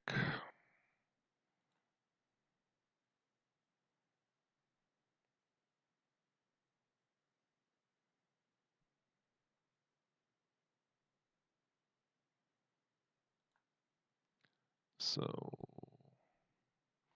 all right. So we have Prince Zeiser here. He says you need ability 6 or more to draw a battle destiny, and we have the Zeiser's bounty being able to stop one character.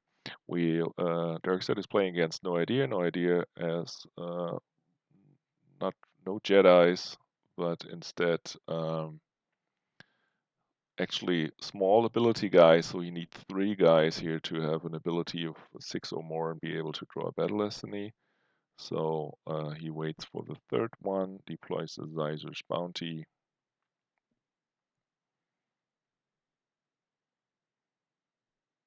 And so the strategic decision that was happening here is for Lightside to decide, do I want to set up on my own planet or do I want to interact with the opponent?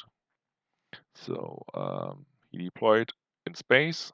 So he's also now having battle plan covered in case he goes to the ground. And basically his decision was, where do I want to be? Um, the thing about Agents of the Black Sun is it's very, very good on the flip side, right? And you can flip it back by either deploying a Luke or by getting rid of Zizor. And seemingly he saw that there was no Luke in his force pile or something, or he doesn't have it, and he wants to interact with Darkseid and flip him back, and he wants to do this by killing Zizor. So he's deploying over here. He's also having multiple things that work in his favor. The Ezra, now that he's at Penn's location, makes him activate less force. Hayes already restricted himself to less force by not playing the Imperial Square, the 2-0 side.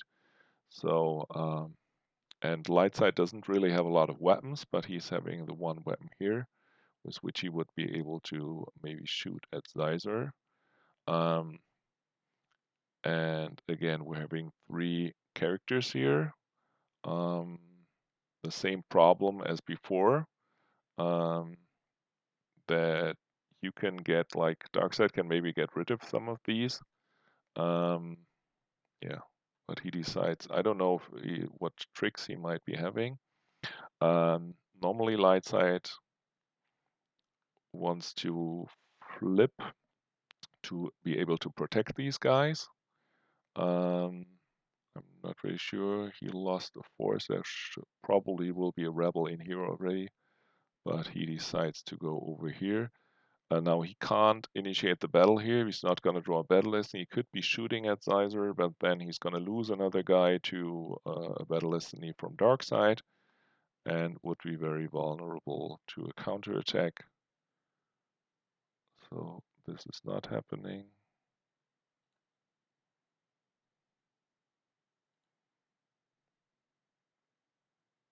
Yeah, he needs to decide how much force to activate. He's activating 2 less, not giving any force to his opponent. Checking his reserve deck for the Force Lightning, checking what's in there. He's seeing that the third location is in there.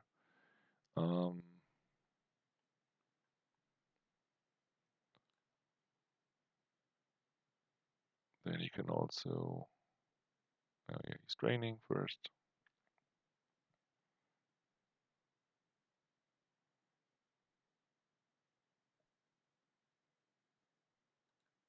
And he's checking his force pile.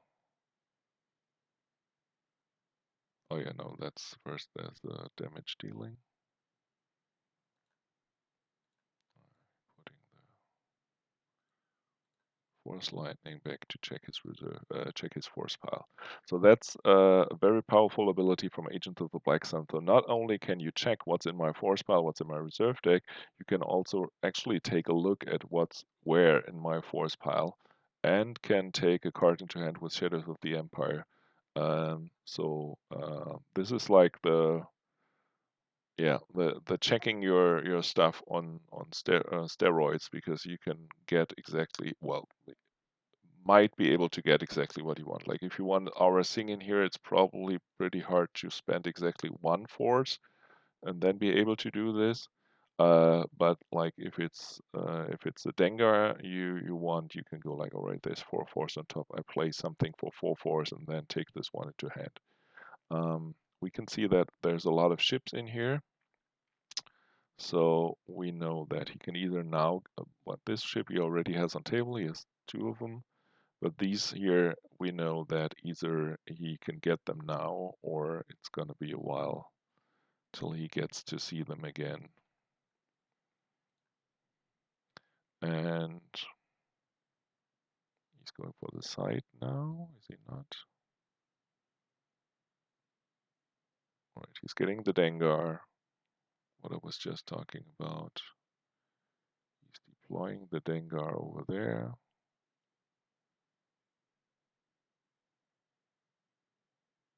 He's deploying the side now to get the 0 out of the reserve deck, get the extra force. And then Lightside is playing the Antilles maneuver. All right, so again, situation, what do I want to do? Want to deploy my own stuff, want to interact. Now we have these band of guys over here, and Lightside has to do something. The Sizer alone against these cannot stay. It would be too, would not be strong enough.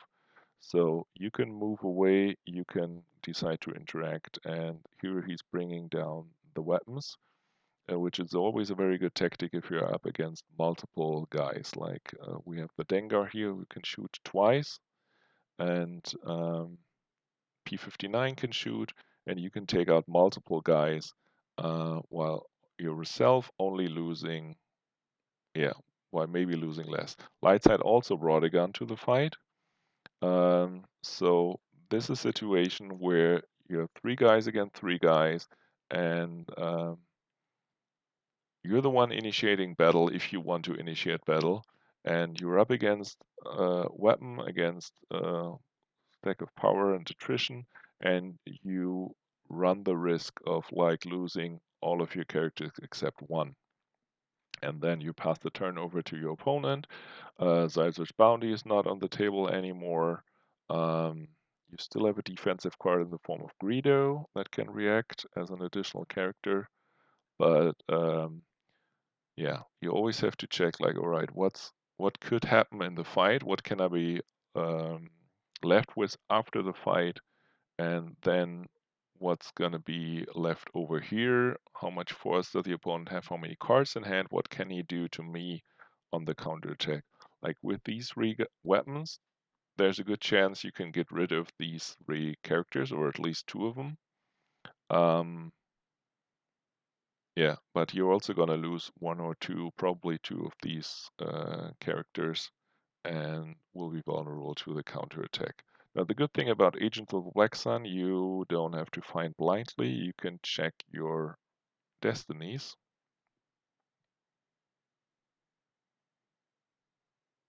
So in this case, Hayes decides to deploy another guy, which means that he doesn't have enough force to shoot all his weapons because of the Antilles maneuver.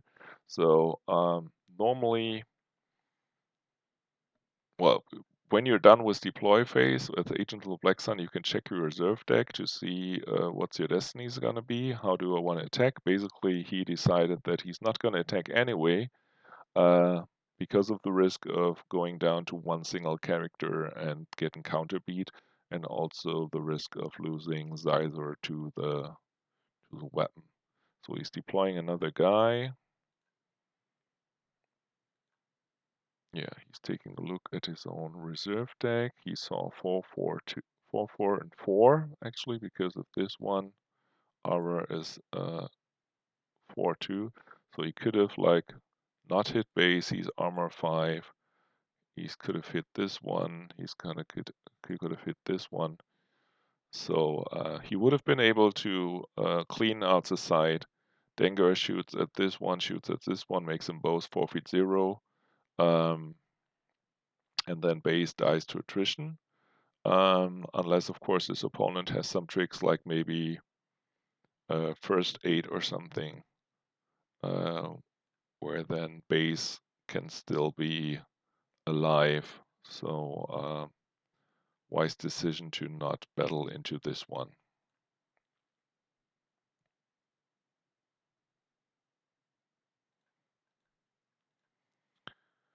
Okay.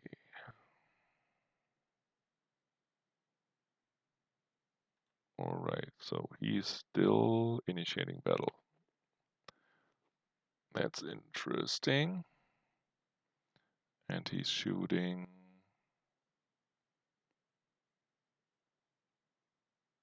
This guy draws a 4, which hits. And there's a first aid, by the way.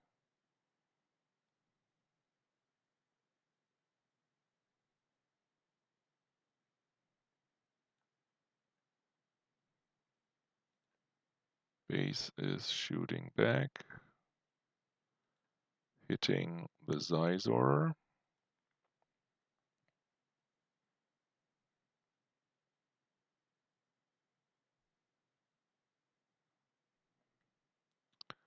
Dinger is shooting at the other guy. He can make forfeit 0 and hit with the 4. And then P59 is going to shoot again to cause... No, he can't because he doesn't have any force anymore. So he draws the 4 for Battle Destiny, which means that these two guys are going to die. And Darkseid is going to lose the Xyzor and then one more card to attrition. So for Darkseid, knowing the destinies, there was basically no other thing to do except shoot at these guys. Because of the interrupt that Lighter was playing, Darkseid was able to fire 2 of the 3 possible weapons. He decided not to use P59 because P59 does cause force loss, but not make attrition 0.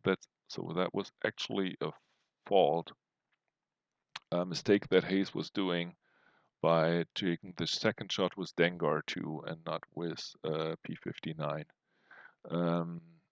So what you want to do in the battle normally is you want to whittle down as much of the opponent's characters as possible.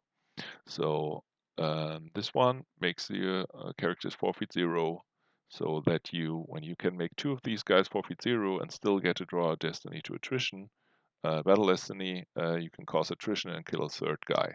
The problem is that when Hayes was shooting at this character, uh, Lightside was having an interrupt that its forfeit is going to be intact. So this guy is both hit by a weapon but can also cover the attrition. Um, so you basically lose one less guy by playing this interrupt. Uh, so by making the second shot with this guy and making him forfeit 0, this forfeit 0 didn't accomplish anything, and instead he should have used P59, make him hit, so he has to be lost, but also cause 2 force loss. He did not do this for whatever reason. So Lightside, that's what I want to talk more about, is had decided to shoot with base Malbus at Prince Zizor. So basically, by deciding who to shoot at, he's already deciding what do I want to do next turn. And by shooting Zizor, he's basically declaring, all right, I'm not going to do any counterattack here. Because else he would have shot at one of the guys with weapons. Because then if you want to attack again into this, you want to make sure that the next time you battle, you you don't lose 2 or 3 guys again to all these weapons. So if he wants to and basically P59, for example, would be just as easy to hit as Prince Sizor. He has 1 more armor, but since he has no ability, Malbus gives +1, additional +1 to the destiny. Same for Dengar. This one is the easiest to hit with only ability 2. So he decided, I'm not going to attack here. I accomplished my mission. My mission was I want to get rid of Sizor and flip back the objective. And then that's all I want to do.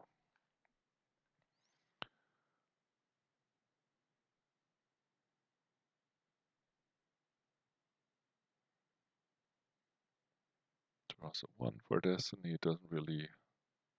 Oh yeah, it actually does matter for the power difference, yeah.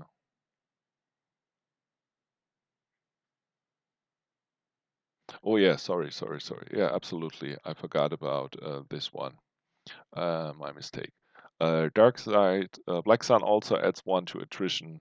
Um, Forgot about that one for every Black Sun agent. So by having 3 Black Sun agents in here, P59 is not 1. He's adding 4 to the attrition. So by making this guy forfeit 0, he knows that he's going to draw 4. He's adding to attrition, and he knows that he's going to clear the site. Right, that's my mistake. And also, since Lightside drew a low battle destiny, he's causing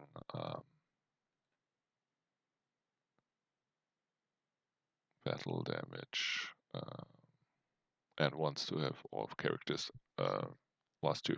So base Malbus has the extra text that he can shoot a weapon when he's getting lost.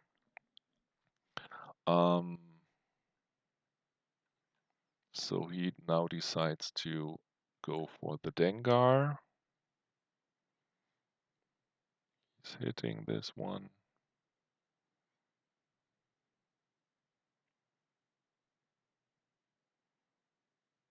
And now has to lose this one too, and has to lose 1 more character to attrition.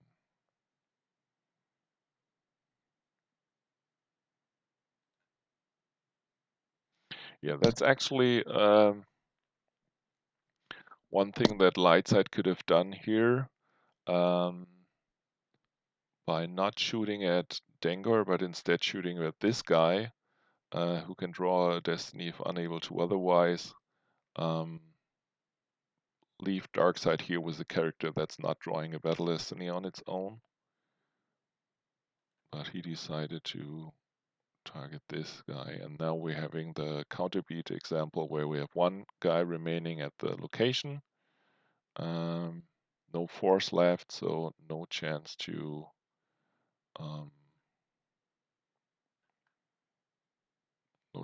have any tricks or anything. So yeah, that's the risk here of deploying, beating, and then getting maybe counter beat. Um, but he's having a single character here who's at least drawing Battle Destiny, and Stubbly with 5 cards in hand can't really capitalize on this.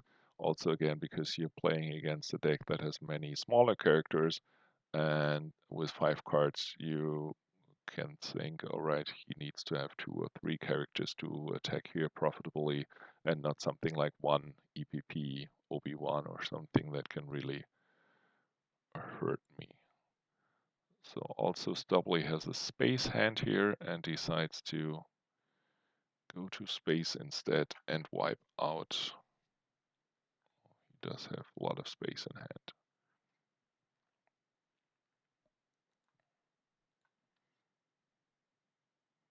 And I think he also, oh, right, he has also the Luke.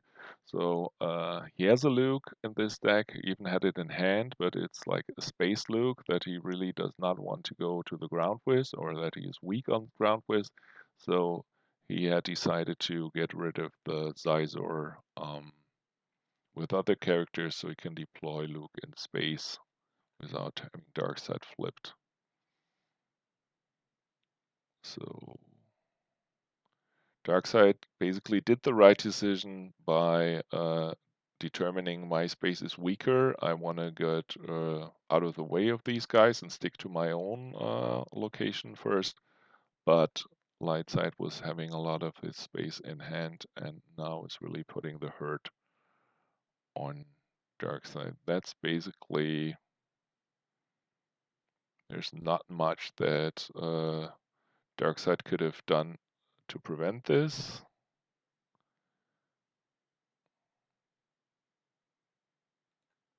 Basically, you have to put something in space. You can't go to all these ground locations and then not be able to drain because of battle plan. You have to go to space here. And on the one side, he was evading the first ships, and he, yeah, he stuck to his own location. Um, and normally you can't really expect opponent just had some ships in hand, some matching characters in hand that really allowed him to go to space early without really having drawn a lot of cards.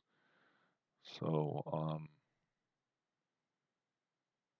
that's a situation where Darkseid is now getting some overflow. I think he's losing 6 cards here and losing space. There's not that much that can do against it.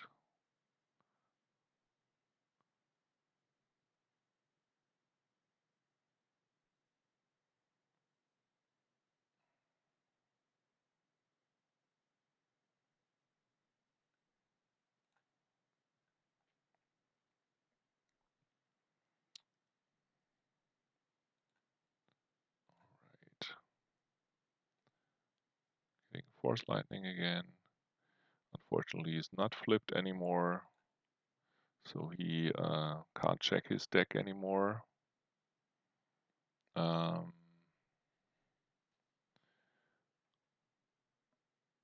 so now we have the situation where you have to reevaluate what's happening here. So Lightside is solidly in space, has both systems pretty much under control. You don't have any space up here. You're in the ground, and the problem is for Darkseid here, there's like 6 battleground locations on the table. You have 5 cards in hand. Lightside on its next turn. Yeah, Lightside only has 1 card in hand. That's a positive thing. So next turn, Lightside can't really do a lot, but the turn after that, Lightside can go to some ground location, and you can't just proactively cover these locations. You just will have to wait where Lightside is going with how much. You know that on the next turn with only 1 card in hand, Lightside can't really do much. So Darkseid decides to use the sewers to get Zizor back and deploy him to this side and basically cover at least all the 3 sides, because Luke is here in space. And if Luke wants to come down, he needs to come down to one of these sides. He actually has to come to one of these two because the sewers are indoor. Now he's checking his force pile. Well, he's getting one of the. He's getting one of his ships.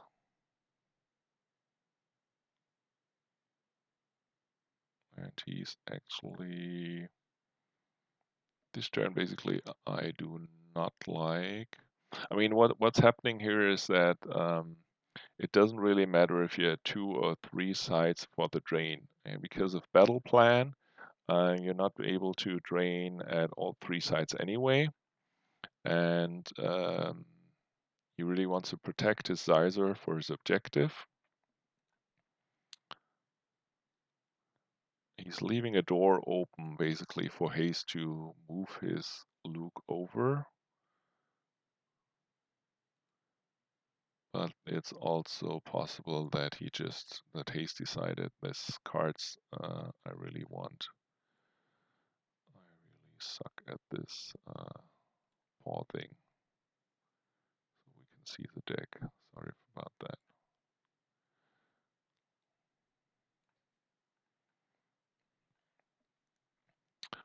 Alright, so again, with 1 card in hand, there's not much you have to fear about. He's still getting the gig so that it's in hand here. And just looking at the force pile, doesn't really matter much. So light side situation now, he's retrieving a force.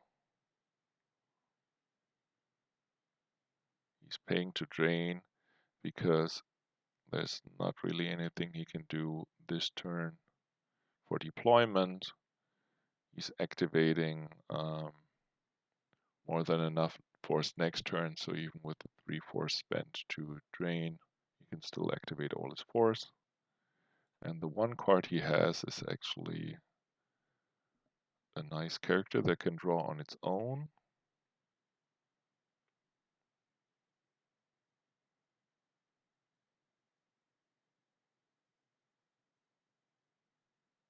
And he's moving these guys over here. And then drawing some cards. All right, so what Lightside is doing here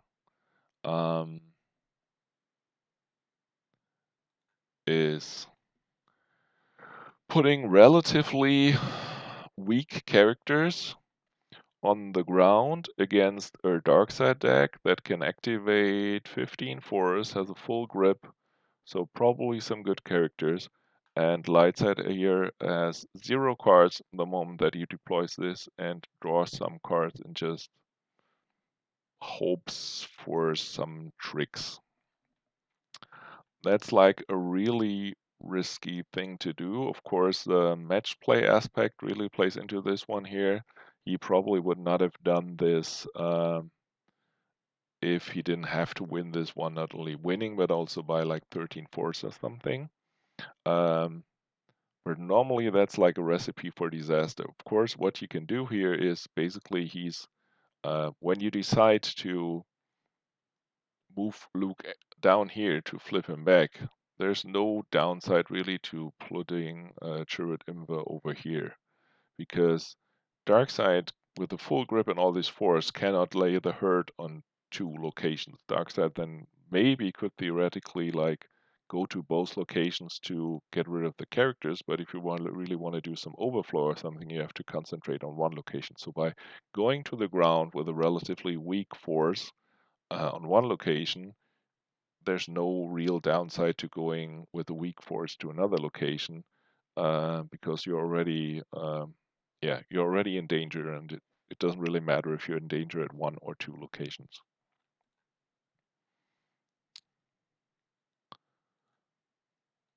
So Darkseid in prime position now to put some hurt on. Sides to force push to get exactly what he needs. What is he getting here? Oh yeah, right. So Darkseid in the position where he says, okay, the only thing, like what's on the table is weak. He has one force left. What can he do with that? He could maybe do an Imperial Rebel barrier, so he's getting the interrupt to stop this one. And so he could really lay the hurt now. Like, for example, he can play Boba Fett and Jango Fett. That's like 9 force, drawing 3 Vestal Destinies together and really wipe out either Luke.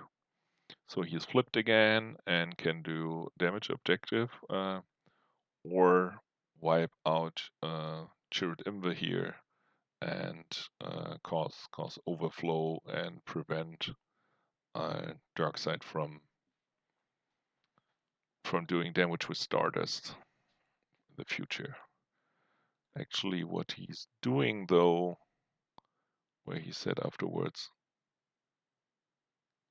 he's also getting an IG a lot from Lost Pile.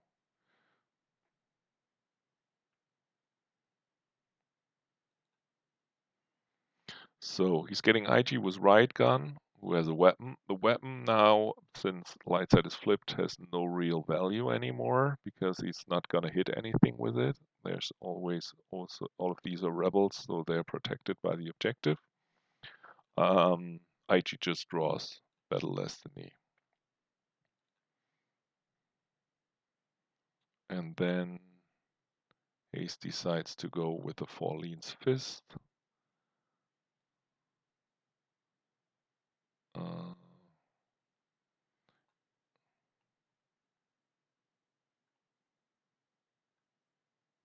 yeah.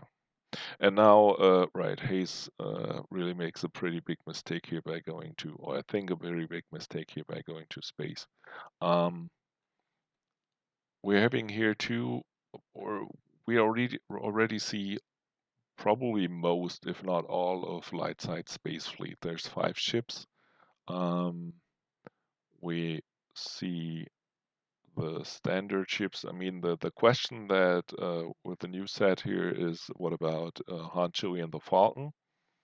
That's like a ship that could totally be in the deck, and we didn't see a Han or Chewie yet. But most of the space fleet is here, and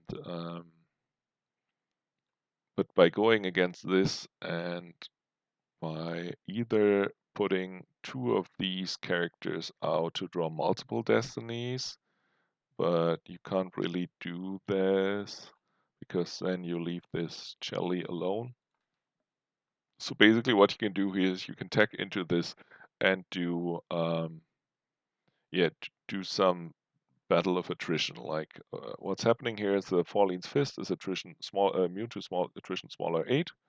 So you're just doing this to switch off battle plan for you so that you can drain for free again, but you're not really hurting Lightside here greatly. I mean, Lightside will have to like lose one of the ships, and you establish another space presence and can drain again. But so basically, you're upping your damage potential by 2 so that you're draining here and here. You can accomplish the same thing by killing Luke, but then you flip the objective again, so the objective alone is going to do 2 damage. But also, you're taking away a drain of 2 instead of taking away a drain of 1. You're probably controlling the side afterwards, so if you got the force to pay, you can drain more here. And you can also potentially do battle damage, like if you have these guys together are like power 11, drawing 3 battle destiny. Well, you're not drawing battle damage, but you're killing 2 cards and not just one. And yeah, so that's like, and also you took a card to cancel a barrier when attacking here is not really um, something where you wanna where Lightside needs to barrier anyway, if he has it. Also, he's deploying for whatever reason Boba Fett Bounty Hunter, who is like good together with other characters, but not doing anything alone. So he deployed that guy. Initiates a battle. He has cool destinies because of the Emperor's in there. Needs to pay for it. And draws a 6 for battle destiny, which is nice.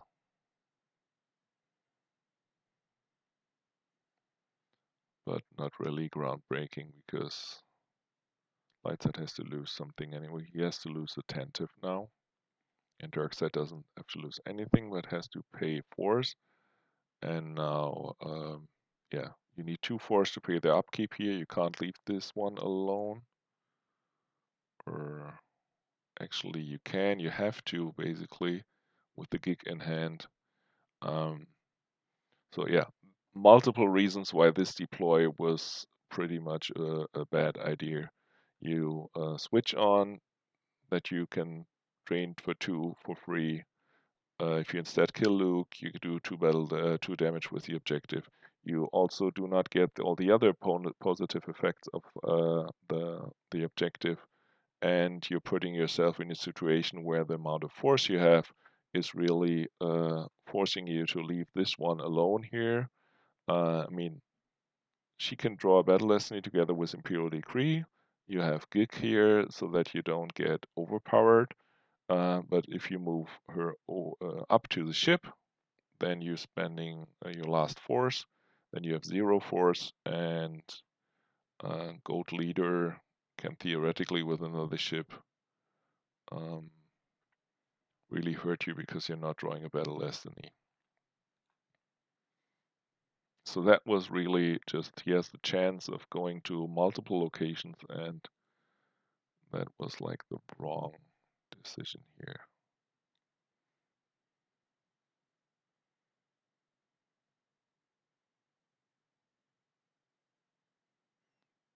Yeah. So now the floodgate is open. Lightside is draining for a lot of force. 2 damage here, 2 damage there, 1 damage here, 1 damage from Stardust. And that also makes a difference by not stopping this drain of 2, but instead the drain of 1.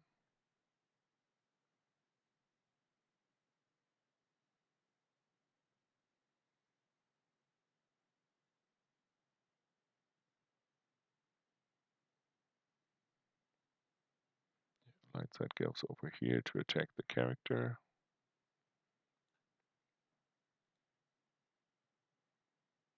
He actually has the Never Yaw now to kill this one. That's also defensive interrupt that he was having with Jelly, since she's a spy.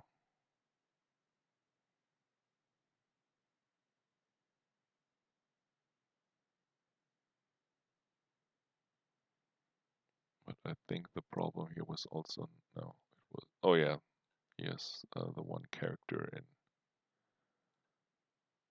deck. Saw Gerrera, plus another guy to draw Battle Destiny with.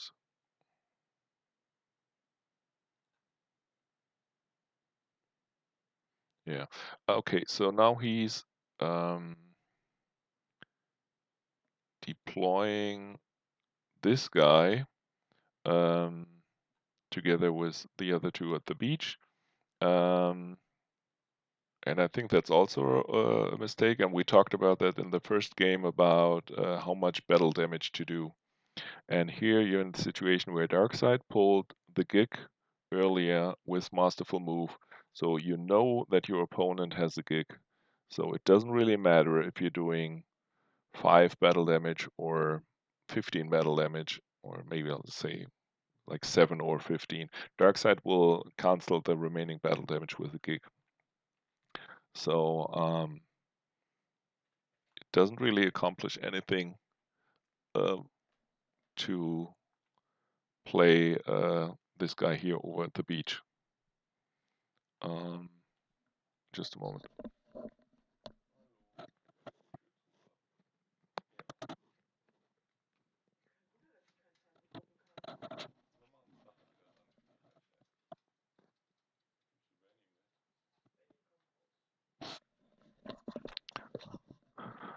Sorry. Um, where was I? Yeah, deploying this guy despite knowing that Gig is over here. So he could have at least like deployed this one to pick up the Stardust and move out here again. Or yeah, that's in a situation where like you're putting down too many resources for the aim of doing battle damage when you know exactly that it doesn't really matter how much battle damage you're doing. And so it would be a better idea to think, where do I need this resource more, for example? Do I need it more to defend Luke so that I'm staying on the that dark side is playing staying on the zero side? Do I want to pick up Stardust and move out after the battle so that my guys are here at the beach and not in there? So he's initiating a battle. Dark side again has a chance. You can pop Decree to get a battle destiny to get rid of one of these for attrition. Darkseid decides not to do this because he needs a decree to reduce damage, which is all. If you do it, then you probably force these guys to go inside, or one of these guys if you want to pick up Stardust, so it doesn't really look as if the Lightside is picking up the Stardust here. So cracking Decree to draw a battle destiny could have been an option, but he decides not to, and just gigs out of the battle.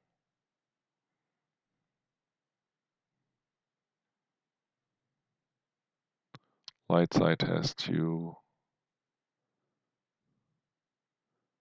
land. Yeah, go inside there. Yeah. So Lightside went for the big battle damage, and now because Lightside still wants to get Stardust, gets in a situation where he has like these two things here at the beach that are not drawing a battle destiny on their own. I mean, you don't really get overpowered here because you got 5 power and 10 forfeit in total, but still, yeah, by going for too much battle damage, you put yourself in this situation where I think it's really not ideal. And it's another opening for Darkseid um, to attack into. But now we're in a situation where Darkseid is down to 15 force, life force, and we were talking about yeah, being weak at multiple locations. So it's also it looks like a bold move to leave these two things here at the beach, and I don't agree that it's here. I think it should be different, and the two characters should be here, and the other thing should be here, so that you're at the location where you're draining for two. You're stronger there with the two characters, uh, and now here you're with the weak stuff at the location where you drain for two.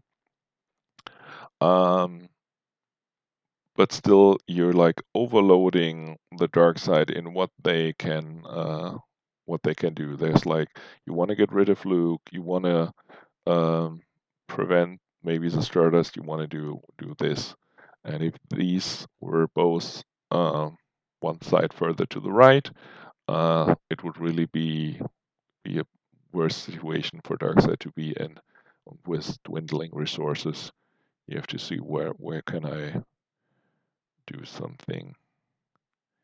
So he's draining here, draining there.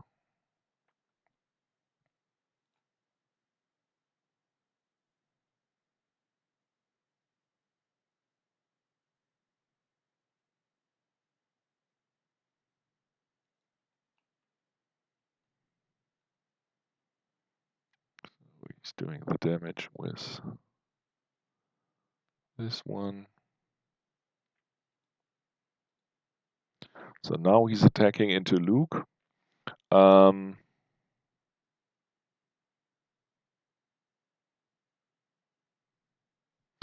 we know that the two destinies here are relatively weak. I think Hayes was he later told me that he was tracking the reserve deck and the Emperors that he drew for Destiny on his last turn. So basically, he knew where in this force pile there was a 6 and enough forgotten thing you can do with they're still coming through is that you can peek at the top card of your force pile and then return it to under your reserve deck. So what he could have done is drawn a 6 for Battle Destiny here. But that really doesn't, or drawn 2 Battle Destinies and one of them would be a 6. So he could have cleared the side, but he didn't, and this one looked,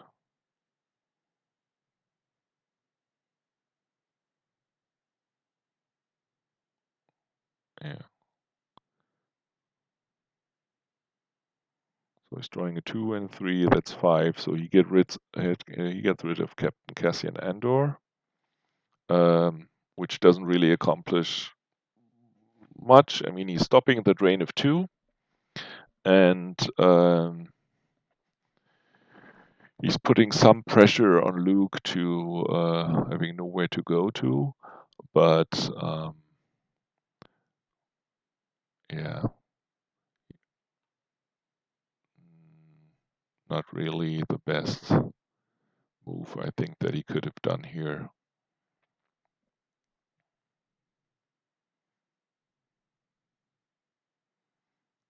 Light side retrieving force for battling by drawing a spy.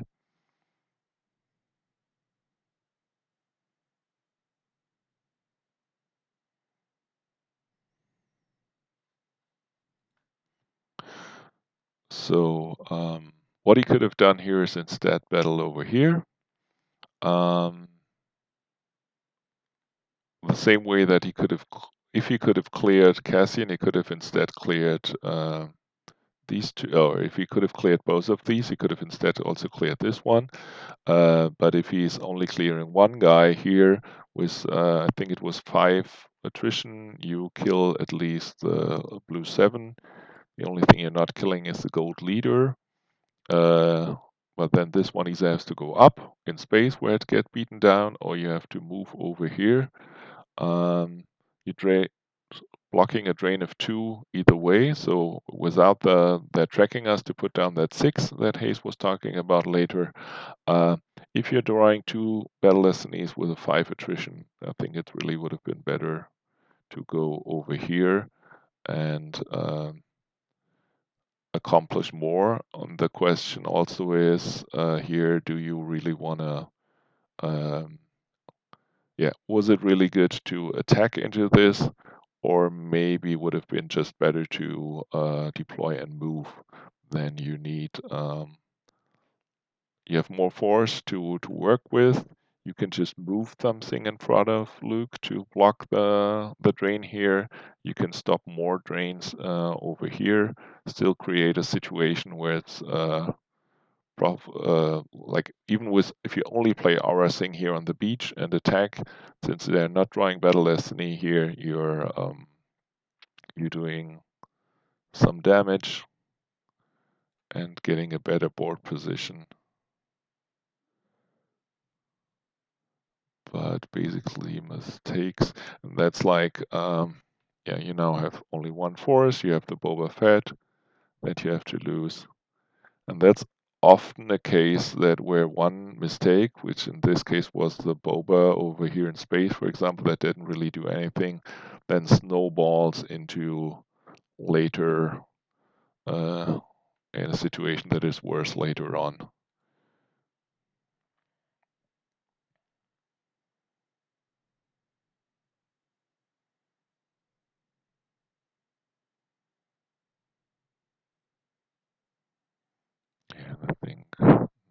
rest. Light side now in situation 19 force. 2 cards in hand. Dark side getting very low on force. Now there was a special situation that light side had to win this one. Not only it doesn't matter by how much, but I think he needed to win by 13. And now he's moving around.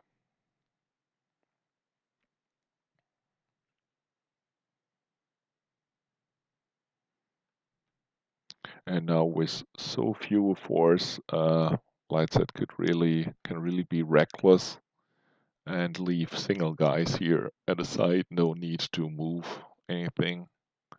Um,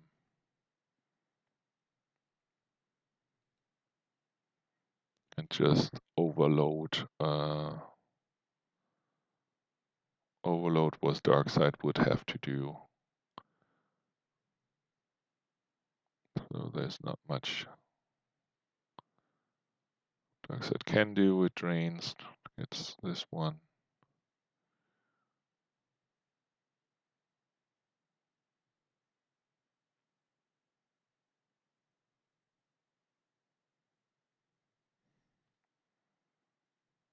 They're having a battle. Doesn't really matter. Both of them lose a guy. And I think basically we can end this here.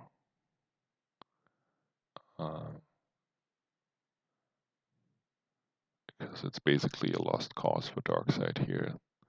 Damage is just too much.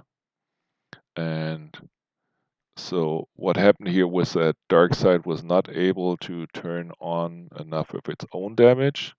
I mean, we just saw him draining for 3, while the opponent is draining for 2, for 2, for 1 here. So basically, Darkseid was doing 4 damage a turn from draining and shadows, and Lightside was doing 6 damage a turn.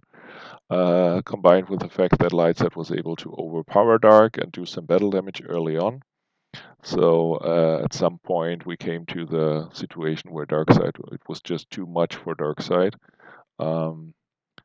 But definitely the situation here going to space for that drain of 1, to stop that drain of 1 and establish battle plan was certainly not the best part. Certainly should have killed Luke instead, and then be able to do more damage with the objective. Still be able to drain if you pay the force for it, and also turn on the other positive effects of the objective. At least until maybe Stubbly plays a second Luke that he can put on table. We're gonna leave this.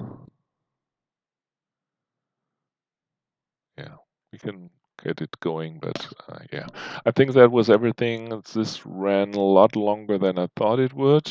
I hope it was still interesting for you guys.